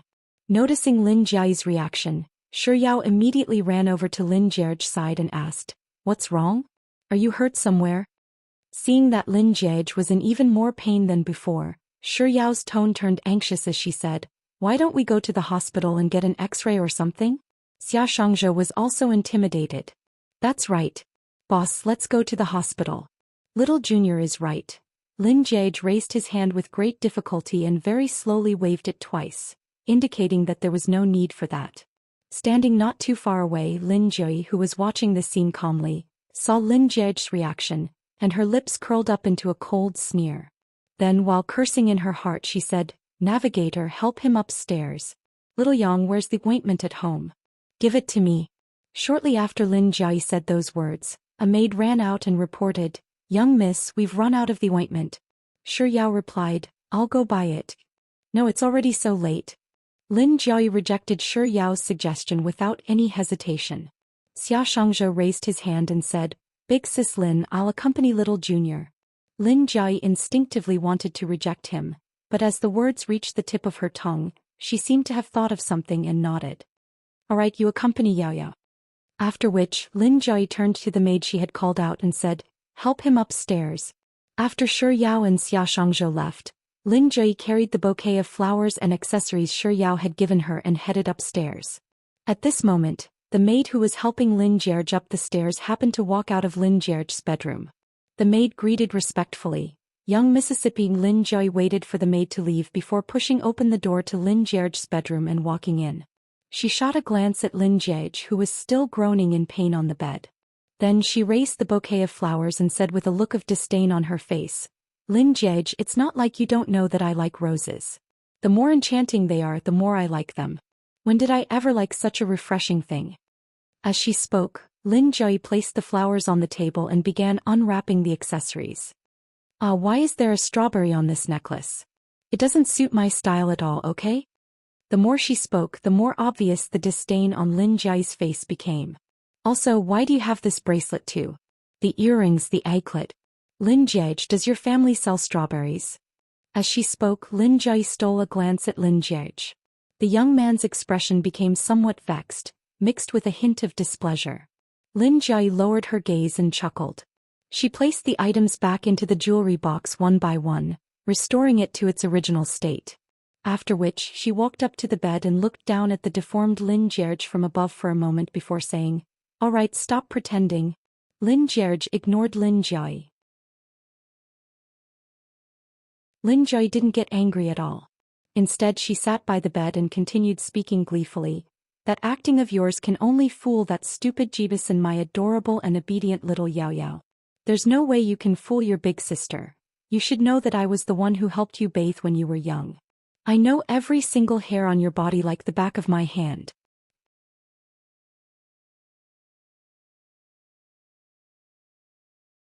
Chapter 182. Was that supposed to be bathing me? Lin Jai finally couldn't take it anymore and spoke up. "That was clearly when you were playing house when you were 4 years old. You threw the 8-month-old me into the water like a doll, and you still have the cheek to say that? If not for my incredible luck, I would have been drowned by you back then." Lin Jai, "Alright then. Even if that's what you said, I know you like the back of my hand. Your little tricks won't be able to fool my golden eyes of discerning eyes." After a moment of silence, Lin Jai leaned over to Lin Jai's ear and said, "Honestly speaking, you bought that present for Yao Yao, right?" Lin Jai didn't say a word, but his expression turned a little unnatural. Seeing his reaction, Lin Jai grew even more excited. "You wanted to buy it for Yao Yao's birthday? And use me as a scapegoat? But who would have thought that I would come back and all your efforts would go to waste? Sigh, it's such a pity." Lin Jai grabbed a pillow and buried it in his head, refusing to listen to Lin Jai's words. "China doesn't welcome you. Please return to where you belong." I won't. What can you do about it?" Lin Jai swaggered her neck twice before returning to the previous topic. "Don't you hate Yao Yao the most? You didn't even spare her a glance when she came to your house, so why are you giving her a present now? Why are you protecting her even at the cost of getting beaten up? Have you finally realized that I, Yao Yao, am adorable, obedient, beautiful, and innocent? Sai, let me tell you something. How am I a woman? If I were a man, you wouldn't have been able to arrange a child marriage. But if Yao Yao is willing to follow me to America, we can still get married. After all, same-sex marriage is supported there." Lin Jai. Lin Jai suddenly sat up and called out Lin Jai's name. "Are you angry? Or are you jealous?" Lin Jai blinked her eyes as she took out her phone. "Let me take a photo. My younger brother has never lost his temper before, so I have to record it. Stay in your current state and don't move. Thank you for your cooperation." "Lin Jai, why are you lying down? I haven't taken a photo yet. You're really boring. Angry? Can't be, right? Are you really angry? Alright then, big sis will stop fooling around with you. Let's get down to business." As she spoke, she stretched her hands toward Lin Jai and rubbed them together. "You know what I mean. As long as I'm satisfied, I'll return those gifts to Yao Yao. Are you sure you agree to this deal? If you don't agree, I'll do whatever I want with those things." Before Lin Jai could finish her words, Lin Jai had already reached for his phone and tapped on it a few times. Following which, Lin Jai's phone rang. She tapped into her Alipay account and received an 8,888 transfer from Lin Jai. Lin Jai rubbed her fingers together and said, "This money is only enough to cover the cost of the package.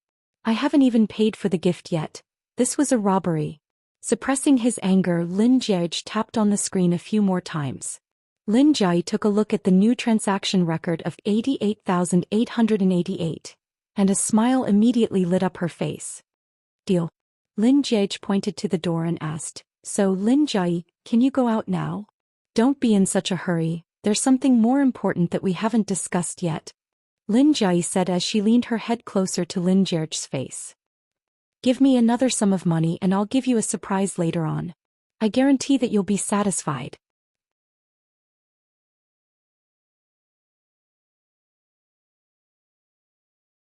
Chapter 183. Give me another sum of money and I'll give you a surprise later. I guarantee that you'll be satisfied.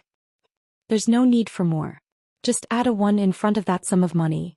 If you look like that sum of money, add a 1 in front of it. Lin Jiej flipped over, showing the back of his head to Lin Jiej. Lin Jiej, let me tell you this. I'm only giving you such a discount because you're my younger brother. If it were anyone else, for example that stupid navigator, I wouldn't help them even if they kneeled down and called me daddy. Lin Jiej pulled the blanket over his head, not even wanting to show the back of his head to Lin Jiej. Lin Jiej, are you refusing to cooperate with me with that attitude of yours? Alright then, I won't force you. After all, business requires mutual consent for a successful cooperation. However, you better not regret it. Since I dared to ask for such an exorbitant price, it means that my surprise will surely satisfy you. Seeing that Lin Jiej wasn't moved by her words at all, Lin Jiej refused to give up. Since you're willing to miss out on this golden opportunity, I won't be able to save you either. However, Lin Jiej, you should know that I'm a person who values integrity above all else. I'm a person who wants to do business over the long term. If I were to disappoint you this time, wouldn't I be unable to earn any money in the future? Do you think that I'll be that foolish? Sigh, if you don't want to cooperate with me, then so be it. Why are you ignoring me? Who do you think you are? How rude. Alright, I'll be leaving now. Lin Jiej said as she stood up to leave. She turned around 3 times with every step she took, but seeing that Lin Jiej was still as calm as a chicken, she decided to use her trump card. I'll go check if my adorable little Yao Yao is back yet. If she's back, I'll bring little Yao Yao out to have some fun. On the bed, Lin Jiej lifted his blanket and sat up. Upon seeing this sight, Lin Jiej's lips curled up into a smile. She retracted her gaze and confidently walked out of the room. Of course, she didn't forget to throw a bomb at him. It's a pity that a certain someone was so engrossed in his acting earlier. Even if he wanted to, he wouldn't be able to go now, or else he'd really be exposed. Right after Lin Jiej's G sounded, the phone in her hand suddenly rang with a ding-dong. Lowering her head, she saw that it was another notification from Alipay. Lin Jiej had transferred 188,888. Only then did Lin Jiej halt her footsteps. She turned around and flashed a radiant smile at Lin Jiej. There's a saying that's really true. A younger brother is indeed an older sister's cotton jacket. Little cotton padded jacket my ass. That phrase clearly said that a daughter was her father's intimate little cotton padded jacket. And little cotton padded jacket was used to describe a girl. Was he a girl? Unable to hold himself back any longer, Lin Jiej grabbed a pillow and threw it at Lin Jiej. Lin Jiej stretched out her hand and caught it firmly. Little cotton jacket, I guarantee that you'll be satisfied later. I'll go check on Yao Yao and see if she's back yet. Mwah my ass. Lin Jiej forcefully pulled the blanket over himself and wrapped himself tightly in it. Not too long after Lin Jiej left, several footsteps sounded outside the door. Through the door, Lin Jiej could vaguely hear Lin Jiej and Shi Yao's conversation. He knew that Shi Yao and Xia Shangzhou had returned from buying medicine, and they were currently heading toward his bedroom. He immediately crawled out from under the blanket and laid on the bed, returning to his listless state of being unable to move due to the pain.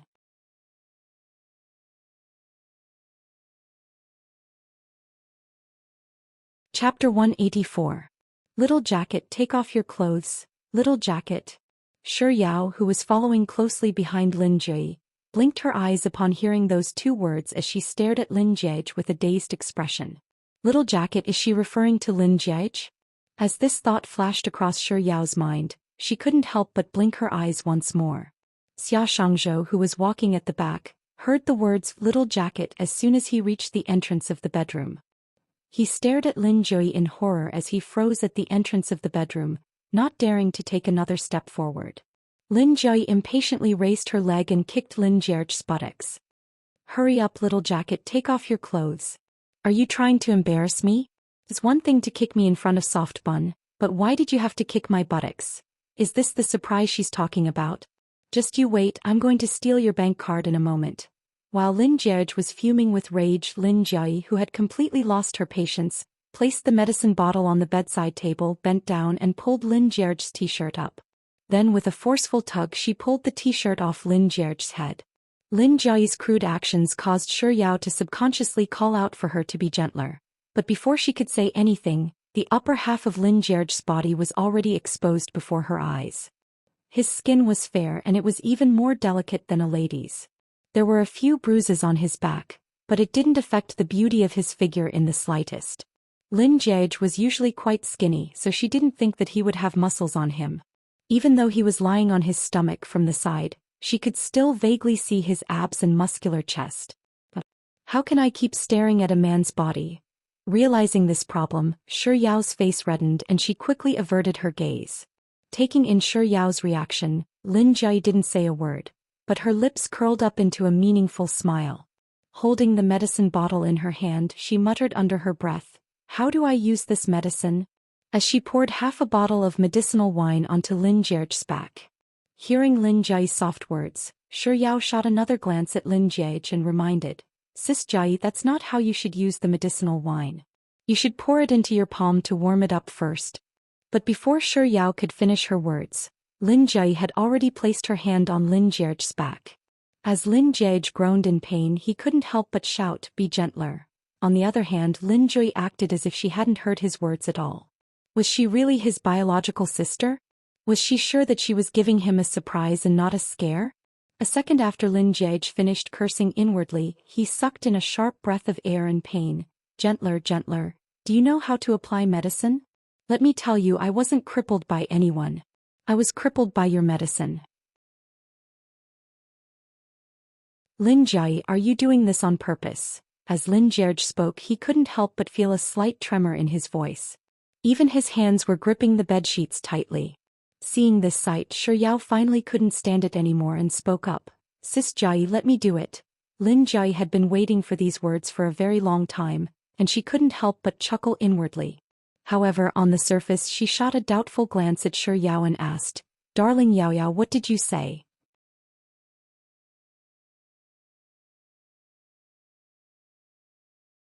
Chapter 185. Lin Jie nodded in realization before passing the bottle over to Shi Yao. "Alright then. Babe Yao, I'll be troubling you then." Shi Yao took the bottle and shook her head before replying softly, "It's fine. It just so happens that I'm hungry too. I'll go downstairs and have the servants prepare some food. Babe Yao, are you hungry? Do you want to eat something?" Seeing that her plan had worked, Lin Jie quickly found an excuse to slip away. Upon hearing that there was food, Shi Yao's eyes lit up. "I want to eat glutinous rice balls, mango pudding, steamed eggs with milk, tofu pancakes, puffs, and the cherries I just ate. They're so sweet." Lin Jie, who had asked casually, didn't pay much attention to Shi Yao's words. It was only after Shi Yao finished speaking that she was stunned. "What should I do? I didn't remember it." Lin Jie, who had already recovered from the pain, saw Lin Jie's reaction, but he couldn't be bothered to ridicule her. Instead he said calmly, "I also want to eat glutinous rice balls, mango pudding, steamed eggs with milk, tofu pancakes, puffs, cherries." Lin Jie knew that Lin Jie was referring to Shi Yao's craving for food, but she couldn't be bothered to expose him. After memorizing his words, she raised an okayed gesture and turned around to leave. Before she lifted her feet, she saw Xia Shangzhou at the door. Only then did she realize that she was so focused on tricking Yao Yao that she forgot about this stupid GPS. Doing things for money was her creed. She couldn't leave a third wheel here. With such thoughts in mind, Lin Jie turned to Xia Shangzhou and said, "Navigator, what did you say just now? You want to use the washroom?" Xia Shangzhou, who had been silent all this while, widened his eyes in shock. He shook his head and was just about to say, "I didn't say anything," when Lin Jie shot him a glance. But before he could say a single word, Lin Jie shot him a glance. Xia Shangzhou's shaking head immediately turned into a nod. He clamped his legs together and clutched his crotch, saying, Yes, I can't hold it in any longer. May I know where the washroom is?" A smile blossomed on Lin Jie's usually expressionless face. "Look at you, why are you so reserved? If you want to go to the toilet, why didn't you ask earlier? Come, big sister will bring you to my room." After saying those words, Lin Jie walked right up to Xia Shangzhou, and without giving him a chance to resist, she grabbed him by the collar and backed out of the room, closing the door behind her. Lin Jie dragged Xia Shangzhou all the way to the bathroom in her bedroom. After pushing him in, she said, Go to the toilet properly before closing the door. She pondered for a moment, and fearing that Xia Shangzhou might run over to Lin Jie's bedroom to wreak havoc while she went downstairs to instruct the servants to cook, she decided to lock the door to the bathroom, take out the key and leave. After Lin Jie dragged Xia Shangzhou away, the room abruptly fell silent. Shi Yao poured the medicinal wine into her palm and rubbed it for a while to warm it up. Then she turned to the unconscious Lin Jie and said gently, "It might hurt a little, but I'll be careful. If you can bear with it, just bear with it for a while." Lin Jie replied with an before falling silent. However, the frustration he felt from Lin Jie's actions swiftly calmed him down. "Look at Soft Bun, this is what a girl should be like." "What the heck is Lin Jie? He's a tomboy." "Ah no, she's more like a gangster." This was the first time Shi Yao had touched a man's body. In the instant that her hand landed on Lin Jie's back, her fingers couldn't help but curl a little.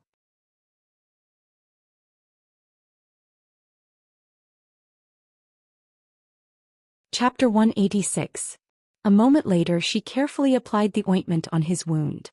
Her hands were very soft and her strength was very gentle. While he felt a little pain when she touched the bruise, it was more of a numbing electric shock. Lin Jie's throat tightened and his body stiffened. Noticing his abnormality, Shi Yao immediately froze in fright and asked, "Did I hurt you?" Lin Jie's entire mind was fixated on Shi Yao's hands on his back, and he hesitated for a moment before shaking his head lightly. "No, oh," Shi Yao replied. She thought that Lin Jie was too embarrassed to admit that it hurt because he wanted to save face, so she softened her grip even more. To Lin Jie, Shi Yao's actions made him feel even more tormented than before. But amidst this torment his lips couldn't help but curl up slightly. His back was facing her so she couldn't see it.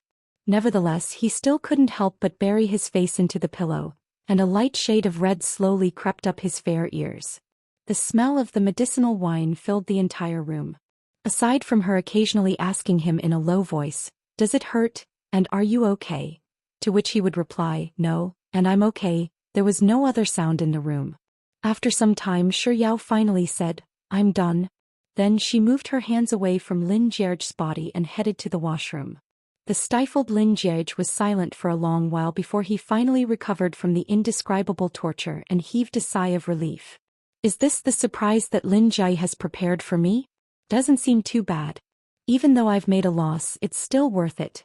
With such thoughts in mind, Lin Jie couldn't help but recall the feeling of Shi Yao's hands sliding across his back earlier, and his lips couldn't help but curl up once more.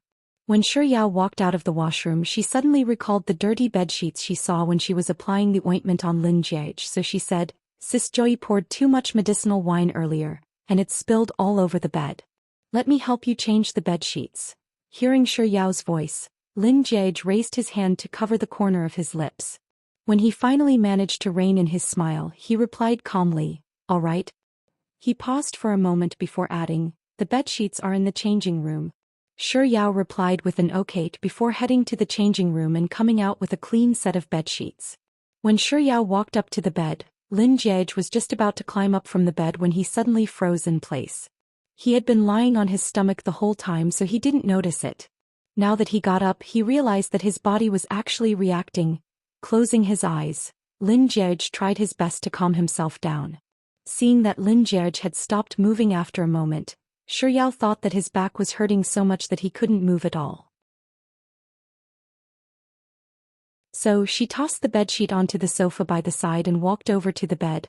"Are you in so much pain that you can't get up? Let me help you." As she said those words, Shi Yao's hand touched Lin Jie's arm. It hadn't been easy for Lin Jie to calm himself down, but Shi Yao's touch seemed to be adding fuel to the fire, and his reaction grew even more intense. Lin Jie reflexively waved his hand in an attempt to dodge Shi Yao's arm, but in the heat of the moment he accidentally used too much force and flung Shi Yao away. Fearing that she would fall, he hurriedly pulled her arm forward, bringing her into his embrace.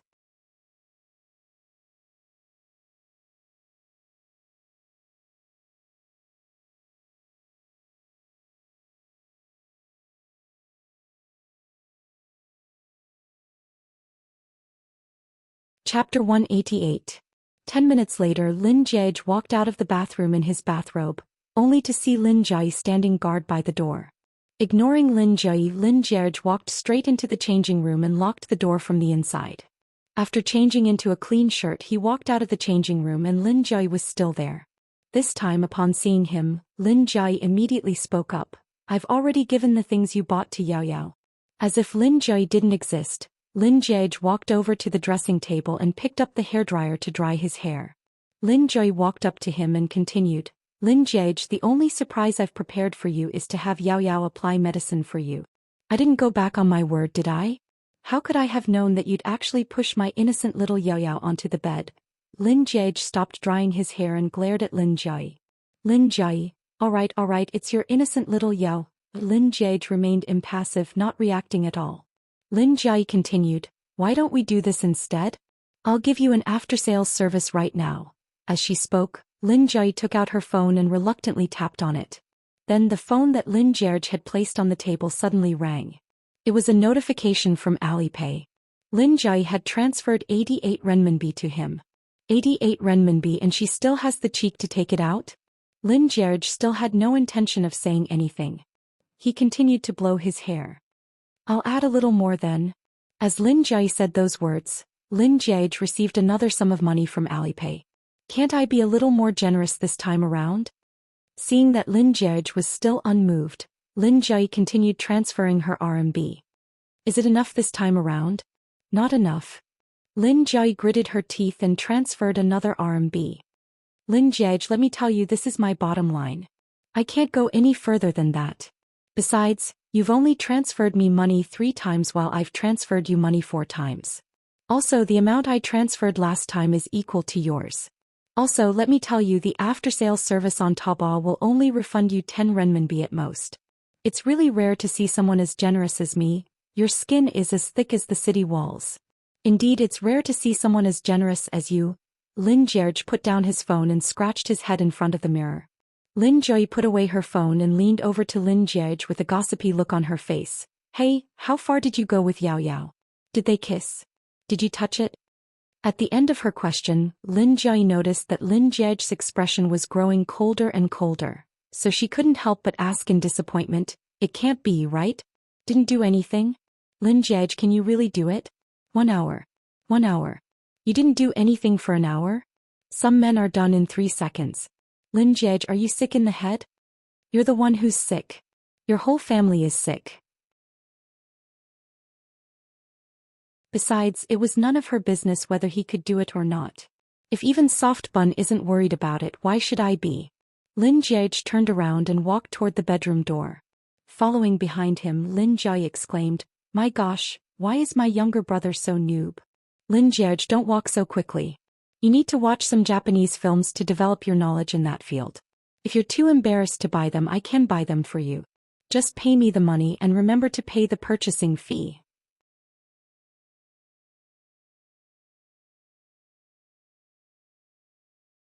Chapter 189. Seeing that Lin Jierge was finally willing to talk to her, Lin Jai replied happily, that's right. I'm going to Shi in Enchanting to play. I've already booked my itinerary. Do you and Yaya want to come along? Lin Jierge ignored Lin Jai's words and continued calmly, there's something I forgot to tell you. Lin Jai, what is it? Just now Mom and Dad said in the WeChat group that there's a small problem with a collaboration, so they have to return to Beijing. I accidentally let it slip that you're back from the United States, and they said that it's great that you can go with them. They don't need to make a special trip. While Lin Jai's face was slowly crumbling, Lin Jierge intentionally paused for a moment before continuing on. Oh, the payment for this collaboration has already been paid, so you won't be getting any money out of it. I'm guessing that Mom and Dad should be giving you a call by now. Right after Lin Jierge said those words, Lin Jai's phone suddenly rang. On the screen of the caller ID, the words, Mother appeared. Lin Jai picked up the call and replied, Yes, Mom. I'm back. Isn't it Yao Yao's birthday today? Sure, no problem. I'll head over to the company tomorrow. While Lin Jai was speaking, Lin Jierge was leisurely making his way down the stairs. Even if she had been eating rice for 3 years longer than him, she was still lacking in the end. Vacation. Dream on. You love money. I'll let you work for free without getting paid. In any case, the present he bought for Soft Bun was already back in her hands, so he had nothing to fear. Just as Lin Jiage reached the last step, Lin Jia's furious roar sounded from behind. Lin Jia. Without waiting for her to finish her words, Lin Jiage turned to look at Lin Jia and said with a look of pity, "Have you already booked the flight tickets and hotel to Xi'an and Chongqing? If you return them, you'll have to deduct the processing fee." "What a waste. Lin Jiage, I'm your elder sister." Lin Jiage calmly turned around and walked toward the dining room. "Lin Jiage, stop right there. How dare you set me up? I'm so angry." Before Lin Jia could finish her words, Lin Jiage had already pushed open the door to the dining room. Shi Yao, who was in the midst of eating, suddenly turned her head toward the door with a bulging mouth. Noticing Shi Yao's gaze, Lin Jia smiled faintly and took several deep breaths. She couldn't afford to expose herself in front of Shi Yao. After all, she tricked her earlier too. How infuriating. Lin Jiage was clearly the one who had tricked Shi Yao in the first place. But now she couldn't reveal everything just to retaliate against him. No wonder he was so calm and dared to provoke her. Her sinister brother had a card up his sleeve. They clearly had the same father and mother. How could her younger brother be so sinister, cunning, black-bellied, and hateful? He wasn't at all like her, who was beautiful, sweet, and adorable. Lin Jiage paid no heed to Lin Jia's frenzied state. He pulled out a chair and sat across from Shi Yao. Shi Yao shot a glance at Zuan, and she couldn't be bothered to wonder what was wrong with Lin Jia anymore. With a reddened face, she lowered her head and continued making friends with the glutinous rice balls in her bowl. The servants brought out the supper that Lin Jiage had ordered one by one and placed them in front of him. Before he left, the servant gave him a strange look.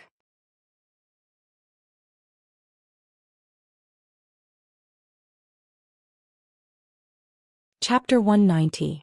The supper was placed on the table for a long time, but Lin Jiage didn't eat at all. Instead, he continued stirring the glutinous dumplings with a spoon to cool them down. The maid standing by the side looked at Lin Jiage with even more bewilderment.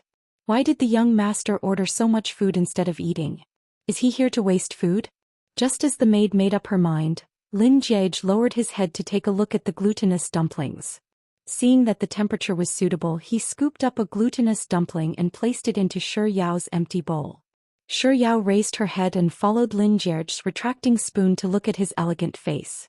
Noticing the doubt in her eyes, Lin Jiage replied softly, "I can't finish it, so I'll share some with you." "Thank you." Shi Yao thanked him happily before lowering her head to stuff the glutinous dumpling that Lin Jiage had just given her into her mouth. Lin Jiage scooped another glutinous dumpling for Shi Yao, and after she was done he continued feeding her. It didn't take long for the glutinous dumplings to be emptied. Then he switched to steamed eggs with milk, followed by puffs, mango pudding, tofu pancakes, and cherries. By the time Shi Yao was done with the 2 portions of supper, the maid standing by the side finally realized what was going on. The young master wasn't here for supper but to feed Miss Shi Yao. No, that's not right. Was the young master feeding Miss Shi Yao or feeding them dog food? Seeing that the dishes on the table were all empty, Lin Jiage asked, "Are you full?" Shi Yao nodded. She turned to look at Lin Jiage, but a second later she recalled what had happened upstairs. She lowered her head and replied with an embarrassed In contrast to her embarrassment, Lin Jiage's reaction was much calmer. "It's getting late. I'll send you home." Shi Yao nodded once more and replied with a soft She waited for Lin Jiage to get up before following him to the courtyard. As they passed by the living room, Shi Yao didn't forget to bid farewell to Lin Jia. Lin Jiage was still driving his grandfather's car. This time he didn't let Shi Yao open the car door herself. Instead he stopped by the front passenger seat and opened the door for her. After such a scene in Lin Jiage's bedroom, it was inevitable that the two of them would feel a little awkward. Thus, even after the car had driven quite a distance away, neither of them spoke a word. But just as they were about to leave the city, a thought suddenly came to her mind and she exclaimed, "T." Startled by her, Lin Jiage abruptly stepped on the brakes and asked, "What's wrong?" We haven't paid for the crayfish we ate at Taste of Home, so it's about this matter. Is there a need to make such a fuss?"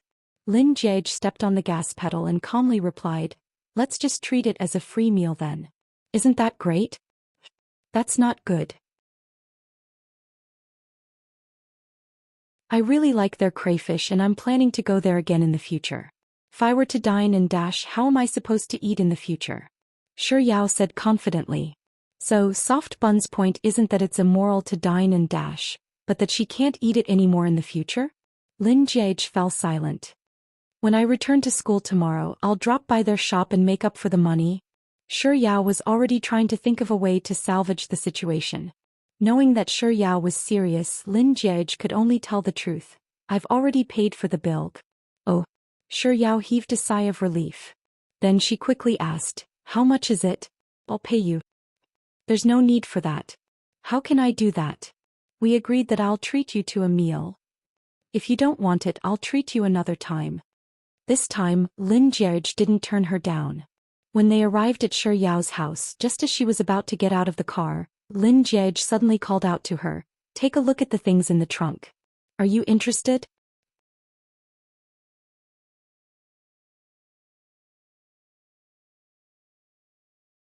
Chapter 191. When they arrived at Shi Yao's doorstep, just as she was about to say thank you and goodbye, Lin Jiage suddenly spoke up, take a look at the things in the trunk. Are you interested? This wasn't the first time she'd been stopped by him. Shi Yao silently swallowed the words that were at the tip of her tongue before replying with an "oh" and getting out of the car. Walking to the back of the car, Shi Yao pressed on the switch and the door to the trunk slowly rose up. What entered her sight was a car filled with pink and translucent bags, and there were colorful ribbons tied around the bags. However, what caught Shi Yao's attention the most wasn't the girlish transparent bags and ribbons but the contents within them. Passion fruit, loquat, watermelon, pineapple, pomegranate and potato chips. They were all her favorites. Wow, what a blissful trunk. I really want to become a trunk. What should I do? While Shi Yao was staring unblinkingly at the trunk with drooling eyes, Lin Jiage got out of the car and walked over to her side. Why? Are you interested? Yes, it's simply to. Shi Yao didn't think too much about it and went along with Lin Jiage's words. However, halfway through her words she suddenly paused. Her eyes were still glued to the transparent bags, but her words were directed at Lin Jiage. These are. She was about to ask if these were for her. But as she spoke, she suddenly remembered that he was asking if she was interested. Didn't he say that he liked them? So she paused once more. Lin Jiage thought that Shi Yao was asking where these things came from, so he fell silent for a moment. Instead of telling her that he had the chauffeur prepare them according to her preferences, he replied calmly, oh, these are confessional gifts from a girl. Shi Yao's eyes widened in shock. Noticing the change in her expression, Lin Jiage realized that there was something wrong with his random excuse. While he was cursing himself for having a screw loose in his head, he wanted to explain that these things were forced upon him by the girl, and he didn't want them at all. But before Lin Jiage could say a single word, Shi Yao's face suddenly glowed as she exclaimed in admiration, wow, this confessional gift is amazing. This girl is incredible. The words that Lin Jiage was about to say got stuck in his throat, and he found himself unable to speak anymore. In the end, she didn't react like that because of the girl's confession, but because of the food. He was the one who had spent money to prepare this, but now she was praising a girl who didn't even exist. Did this count as shooting himself in the foot? Forget it, that girl was just a figment of his imagination. He would just pretend that she was praising him for now. With such thoughts in mind, Lin Jiage said, if you're interested, you can bring these items back with you.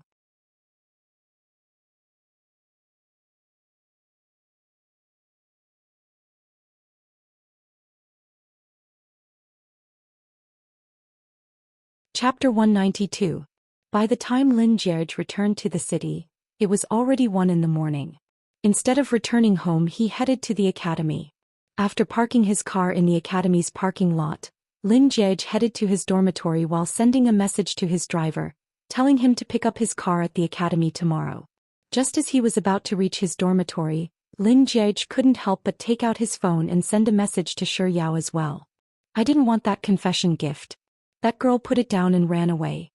A moment later, Lin Jiage sent another message to Shi Yao. I didn't get a good look at what that girl looked like.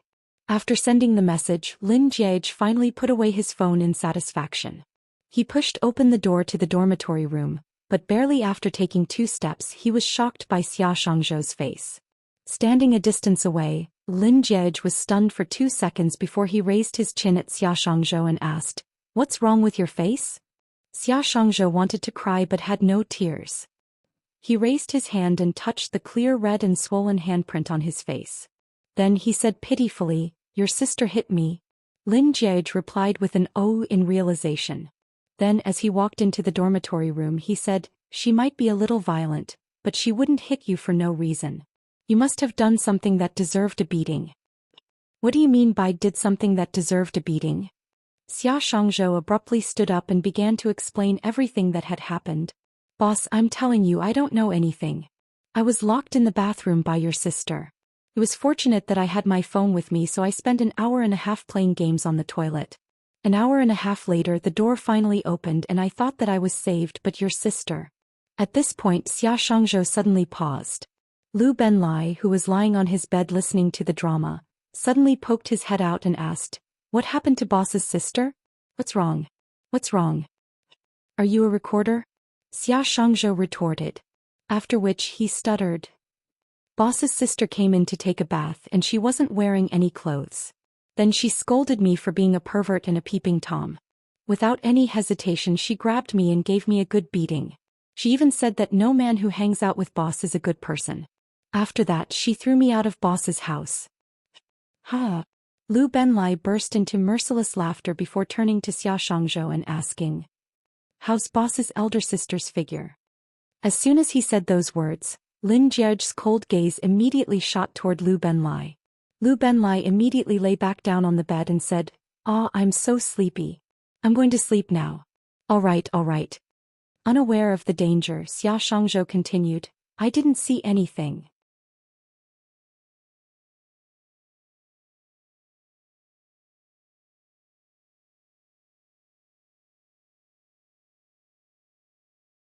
Chapter 193. Almost without any hesitation Lin Jiege replied, "I'm here." Lin Jiege paused for a moment before tapping on the keyboard once more. "I didn't go home. I went back to school." After sending the messages, Lin Jiege looked at the two messages he had replied to on the screen before turning his gaze back to his hands that were holding onto his phone. A second ago he was still swearing with his teeth clenched tightly together, but a second later upon seeing her message he immediately replied. Not only that, he replied within seconds, and two at that. The face slaps came too quickly like a tornado. "But then again it's my hands that are being shamed, not him, so it doesn't matter anymore." While Lin Jiege was deep in thought, Shi Yao replied, "It's good that you're safe." At the end of the message was a silly smiley emoji. Looking at the emoji, Lin Jiege couldn't help but imagine the look on her face when she saw the trunk of her car filled with her favorite food. He was always that simple. As long as there was food she would be incomparably happy, as if she owned the entire world. Even though he didn't know too many women, Liang Jusi, that womanizer, had many female friends. Just like Soft Bun, they were all very young, but in the depths of their eyes he could see many desires, such as the desire for money, the desire for luxuries, the desire to become a phoenix. Soft Bun wasn't a fool. He had already been surprised by her during the matter with Qiniran. If she wanted something it should be easy for her to obtain it, but she didn't use any scheming at all. There were very few people in the world who could live their lives as simple and pure as Soft Bun, right? In that instant a phrase flashed across Lin Jiege's mind. Knowing the world but not the world, that's the most beautiful maturity. He thought that this was probably Soft Bun's greatest charm. It was a realm that many people couldn't reach in their lifetime. Due to his absent-mindedness, Lin Jiege didn't reply to Shi Yao's message. However, Shi Yao sent him a new message. "If your back still hurts tomorrow it's best for you to go to the hospital to have it checked. I don't want any sequelae." Is Soft Bun showing concern for me? A smile crept up Lin Jiege's face. He tapped on his phone and replied with an before adding, "Got it. Shi Yao. Also, thank you for today." "Shi Yao, I have many things to thank you for." There were many things that Lin Jiege could understand without having to go into too much detail. For example, the things he bought at W Shopping Mall, the bill for Taste of Home, the incident with Qiniran, and the trunk of food. Lin Jiege's heart suddenly softened a little. Even his tapping on the keyboard had become much gentler. He replied, "You're welcome." He replied, "Good night." She quickly replied with an okay emoji. He didn't reply and she didn't send him any more messages. He put down his phone, closed his eyes and soon fell asleep. Then he dreamed of her, and in the dream she did something indescribable with him. After that he woke up and went to the toilet.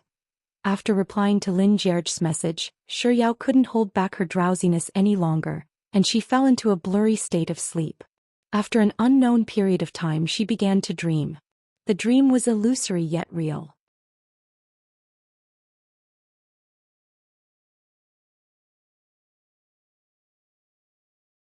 Chapter 194. In her dream she was eating happily and blissfully, but this heavenly dream didn't last long.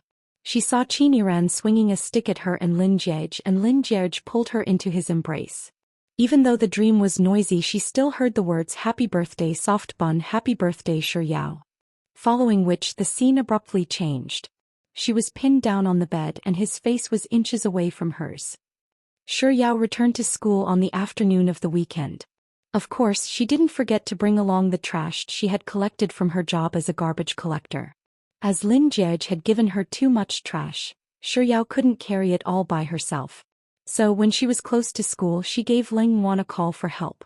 As soon as Shi Yao got out of the car she saw Ling Wan, He Tian and Jiang Yu. While paying the fare she beckoned them over. "Hurry up and help me get my..."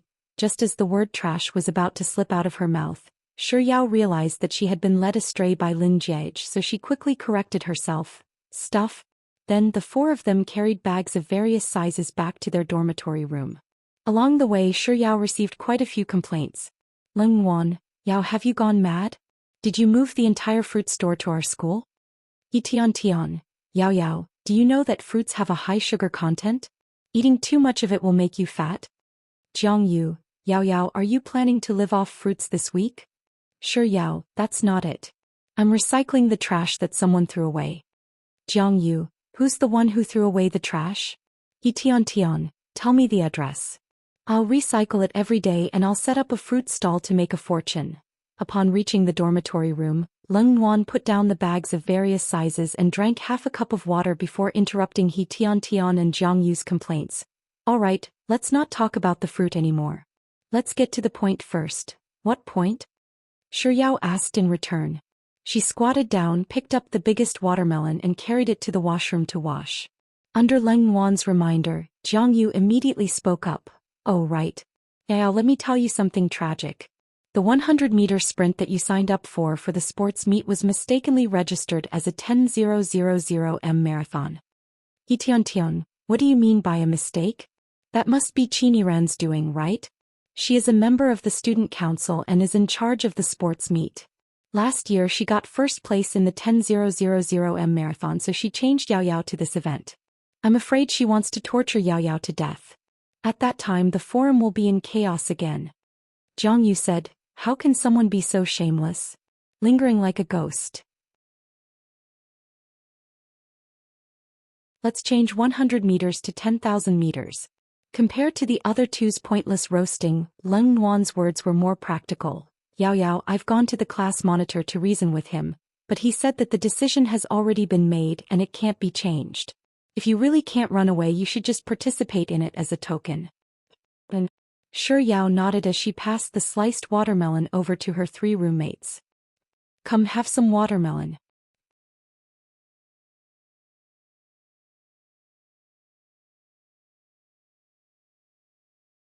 Chapter 195. She wasn't stupid. Why would Jiang Yu ask her that? Shi Yao shot Jiang Yu a peculiar look. After swallowing the watermelon, she nodded her head vehemently and said, "I understand," before taking another bite of the watermelon. "Then why are you reacting in such a manner? It was 10,000 meters. 10,000 meters. That's Qiniran's for. You're going to be tortured by her." "Oh, I'll show you my reaction after she tortures me," Shi Yao said as she picked up another piece of watermelon. Jiang Yu raised her voice. "Sure. Qiao. Calm down. Shi Yao hugged the watermelon tightly as she backed away from the ferocious Jiang Yu. Her eyes creased into crescents as she said with a gentle voice, "Isn't the sports meet still a few days away? We'll talk about it during the competition. Hurry up and eat your watermelon, it won't taste good later." On the other hand, Jiang Yu seemed to have been angered by Shi Yao's disappointed expression. She picked up a huge piece of watermelon and stuffed it into her mouth, taking a huge bite. He Tian shook her head helplessly as she picked up a piece of watermelon as well. On the other hand, Leng Wan didn't have much of a reaction. She picked up a piece of watermelon with the fewest seeds and chewed on it slowly. At 8 p.m., having nothing better to do, Shi Yao headed over to the sexy and frisky WeChat group. Following which, Yao loves ice cream, 111,111, expert of the monkeys, and Juice, successfully formed a party, and they headed off to the desert map to fight. Tonight, other than Shi Yao, the other three were in good form, winning chicken dinner after chicken dinner. When it was almost 9:30 p.m., the game ended. When he returned to the hall, a message appeared on the screen. It was from 111111. I have something to do later, so I can't play anymore. Seeing those words, Shi Yao also spoke up. What a coincidence. I can't play anymore either. Juice. Sis Yao, you have something on as well? Hearing Juice's question, Shi Yao retracted the potato chips that were just about to reach her mouth. It's nothing much. It's just that I'm going on a date with my Adonis. Expert of the monkeys. Adonis? Expert of the monkeys. Sis Yao, you have a boyfriend? No, my idol is my idol. Shi Yao swallowed the potato chips in her mouth and quickly explained, he's going to live stream later, so I'm going to watch it. Expert of the monkeys. I see. Shi Yao wasn't sure if it was just her imagination, but for some reason she felt as if Expert had heaved a sigh of relief. Juice. A live stream? Which celebrity is doing a live broadcast tonight? Why didn't I see any publicity? Yao loves ice cream. My idol isn't a celebrity. He's a professional gamer. The reason why I'm playing PUBG is because of him. It was as if Shi Yao was sharing her most precious treasure, and she couldn't hide the pride in her words at all. Let me tell you guys. I'm sure you've heard of my idol's name. He's Legend, the captain of AE Squadron, the legend who won the championship for 3 consecutive years. Did you guys know that my idol is super powerful? He's known as the Demon King, Al God, and the Sniper God. In this world, besides Yuan Longping, the person I admire the most is him. As a qualified glutton, the father of hybrid rice was worthy of respect. With such thoughts in mind, Shi Yao was just about to continue praising her Adonis when a melodious voice suddenly sounded in her earpiece. Why do you like Legend?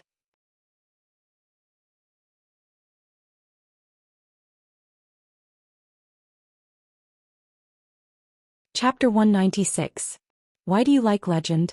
Shi Yao was taken aback for a moment before realizing that the person who had spoken this time wasn't Juice or Expert but Mr. Numbers. It was rare for Mr. Numbers to have a voice chat, and this was one of the few times he had spoken to her. However, just like the first time, Shi Yao was mesmerized by his pleasant voice for a moment before she hurriedly snapped out of her reverie and replied to less than 111,111 as question. The first time I noticed Legend was because he was a little different from the other professional players. He didn't show his face, live stream, participate in commercial performances, or interact actively with fans. Of course, that was only because I noticed him and knew that he was a professional player. To be honest, I couldn't even remember the letters of his class name, Legend. Besides, I don't play games, so I know very little about them. That's why I didn't know that he was very strong back then. I only noticed him for a moment before lowering my head to eat my mala hot pot. Shi Yao paused for a moment before explaining. I was still in high school back then and I was eating mala hot pot with my classmates across the street. The boss of the mala hot pot was watching the competition. The next time I came to know about Legend was by chance. Back then I was bored riding the bus home, so I took out my phone and browsed through Weibo. I saw that he was on the trending searches and there was an interview with him. Unlike other professional players, it wasn't a video interview but a transcript of Legend's words. That was 3 years ago, but there was a paragraph in the interview that I remember very clearly. Adonis said that he wasn't the strongest newcomer, nor was he a dark horse in esports. He was someone who purely loved to play games. He said that in the esports circle, every single professional player is worthy of respect because they have given up on the path that ordinary people take to choose the path that is crueler than any other path. Many people think that the esports circle is all about the stage, the lights, the glory, the cheers, the shouts, and the flattery. But that's not the case. This circle is filled with tears, blood, dreams, and sweat. Every single professional player gives it their all, but the path to the championship is a narrow one. Results speak louder than words. When you have results, everyone says that you're invincible, but when you don't, no one will acknowledge your talent. Everyone only remembers the champion and no one knows how the second place got off the stage. Adonis also said that he doesn't expect the esports industry to be accepted by the public, but he hopes that there won't be any prejudice against him. After all, everyone in the industry is gambling with their youth. At the very end of the interview, Adonis said something that touched me deeply. Shi Yao paused for a moment before continuing. There are no regrets in the youth of esports, and they are motivated to move forward and bring glory to the country. It was that interview that made me start paying attention to my Adonis. I looked through all of his matches and how should I put it? I saw passion in him. He entered the esports circle because of his passion. Of course, it's not that Adonis doesn't love money. I don't think there's anyone in the world who doesn't love money, and I love it very much as well. After all, only with money can we have a lot of delicious food. But what I saw in Adonis wasn't a desire for fame and fortune but a passion for gaming. I think that's a rare trait, so I unhesitatingly became his fan.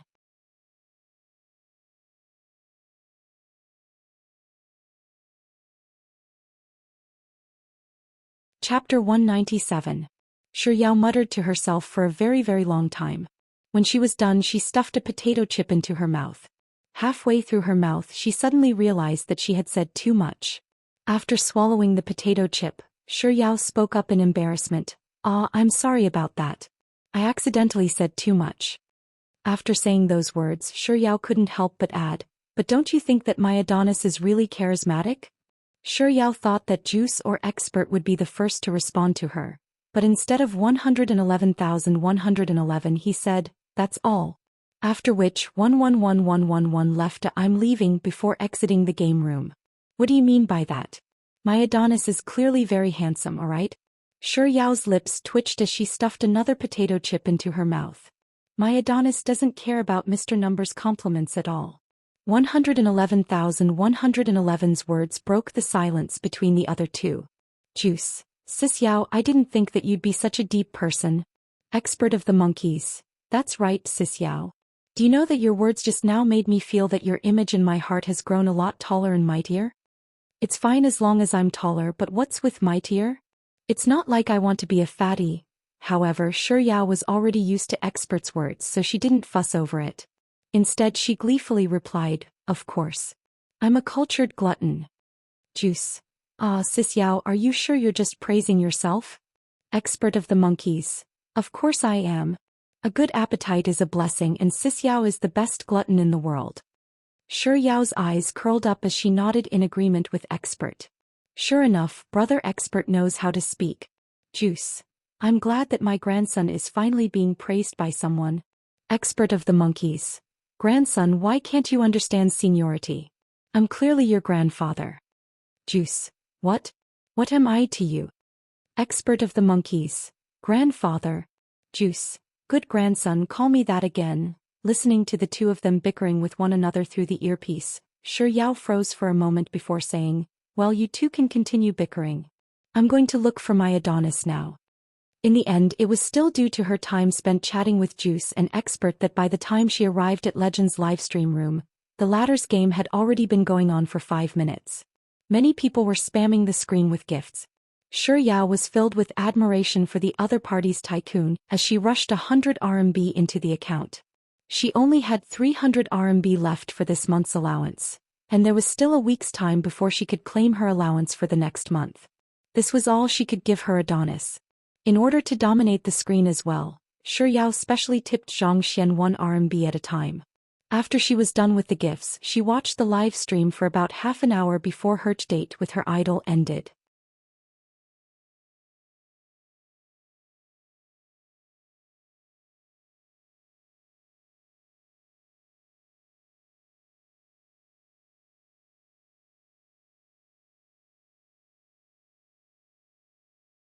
No, it's 10 million and 100 million, 10 million and 100 million.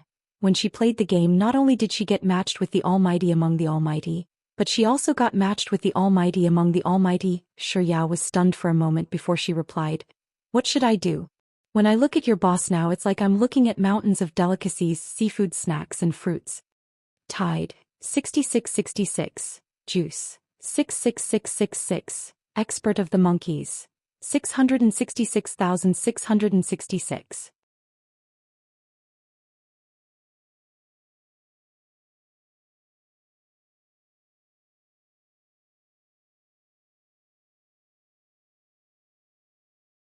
He Tiantian's eyes immediately lit up. Wan Wan, you really are my goddess. What a brilliant move. Jiang Yu, Wan, in ancient times she would be the material to torture all the concubines to death and become empress. Leng Wan, you're wrong. I have the potential to torture the emperor to death and become the empress dowager. He Tian and Jiang Yu raised their thumbs in admiration toward Leng Wan. Then Jiang Yu turned to Shi Yao and asked, Yao Yao, have you memorized Leng Wan's advice? That's what we'll do in the afternoon. Let's torture Qin Yiran to death. Shi Yao nodded, indicating that she got it. After which she urged the three of them to hurry up and line up for their meals. After lunch, Shi Yao returned to her dormitory room and began looking through her sportswear and running shoes. Since Qin Yiran was the one to face in the afternoon, Jiang Yu and He Tian came over to help Shi Yao choose her clothes in order to make her look better than Qin Yiran.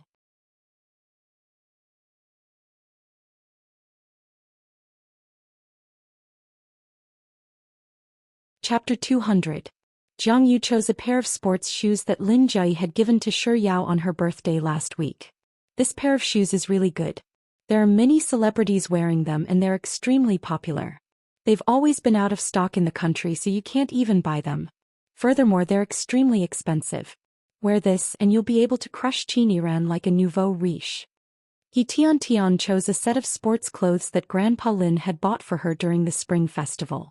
This outfit is beautiful, and it's a young lady's red with a fair complexion. You'll definitely look stunning in it. Do a bun and you'll look youthful and energetic. Qin Yiran won't be able to match up to you. Jiang Yu agreed.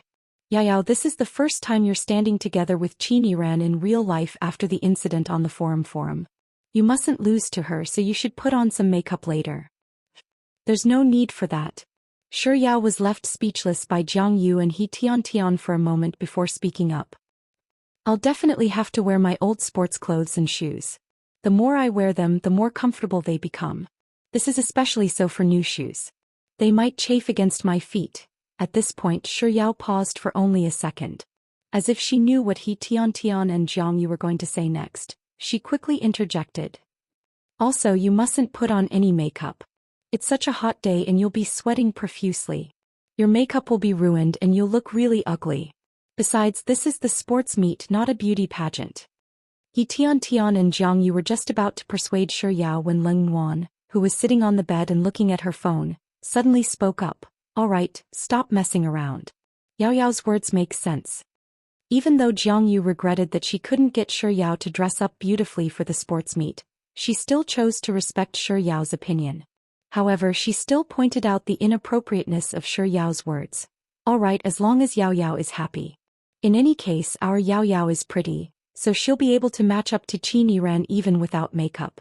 Let's just treat it as giving her some space to survive. However, there's one thing that I have to say.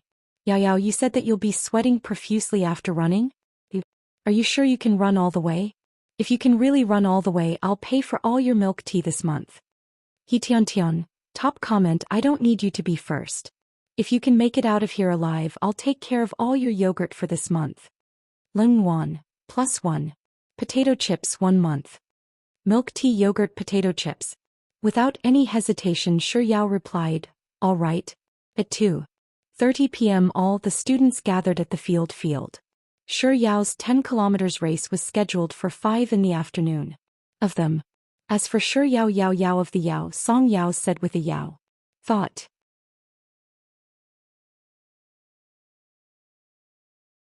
At 4:30 in the afternoon, accompanied by 2 young ladies, Qin Yiran walked past Shi Yao's class and headed for the starting line. She was already familiarizing herself with the running track and doing her warm-ups. Yen but to Yang dressed Qin meet, and Shan that Qin Yao dressed and she wore, and said, Long Shi. A. Yao Yun Chen of Het. Qin. The Yu Yao Yun. Of Yu Yen Yang. Yun and Qin Yun, Ti Yun Yu, Yang. Jiang yu qin yun yun jiang. Yen. Bai yu her the yang dong yang.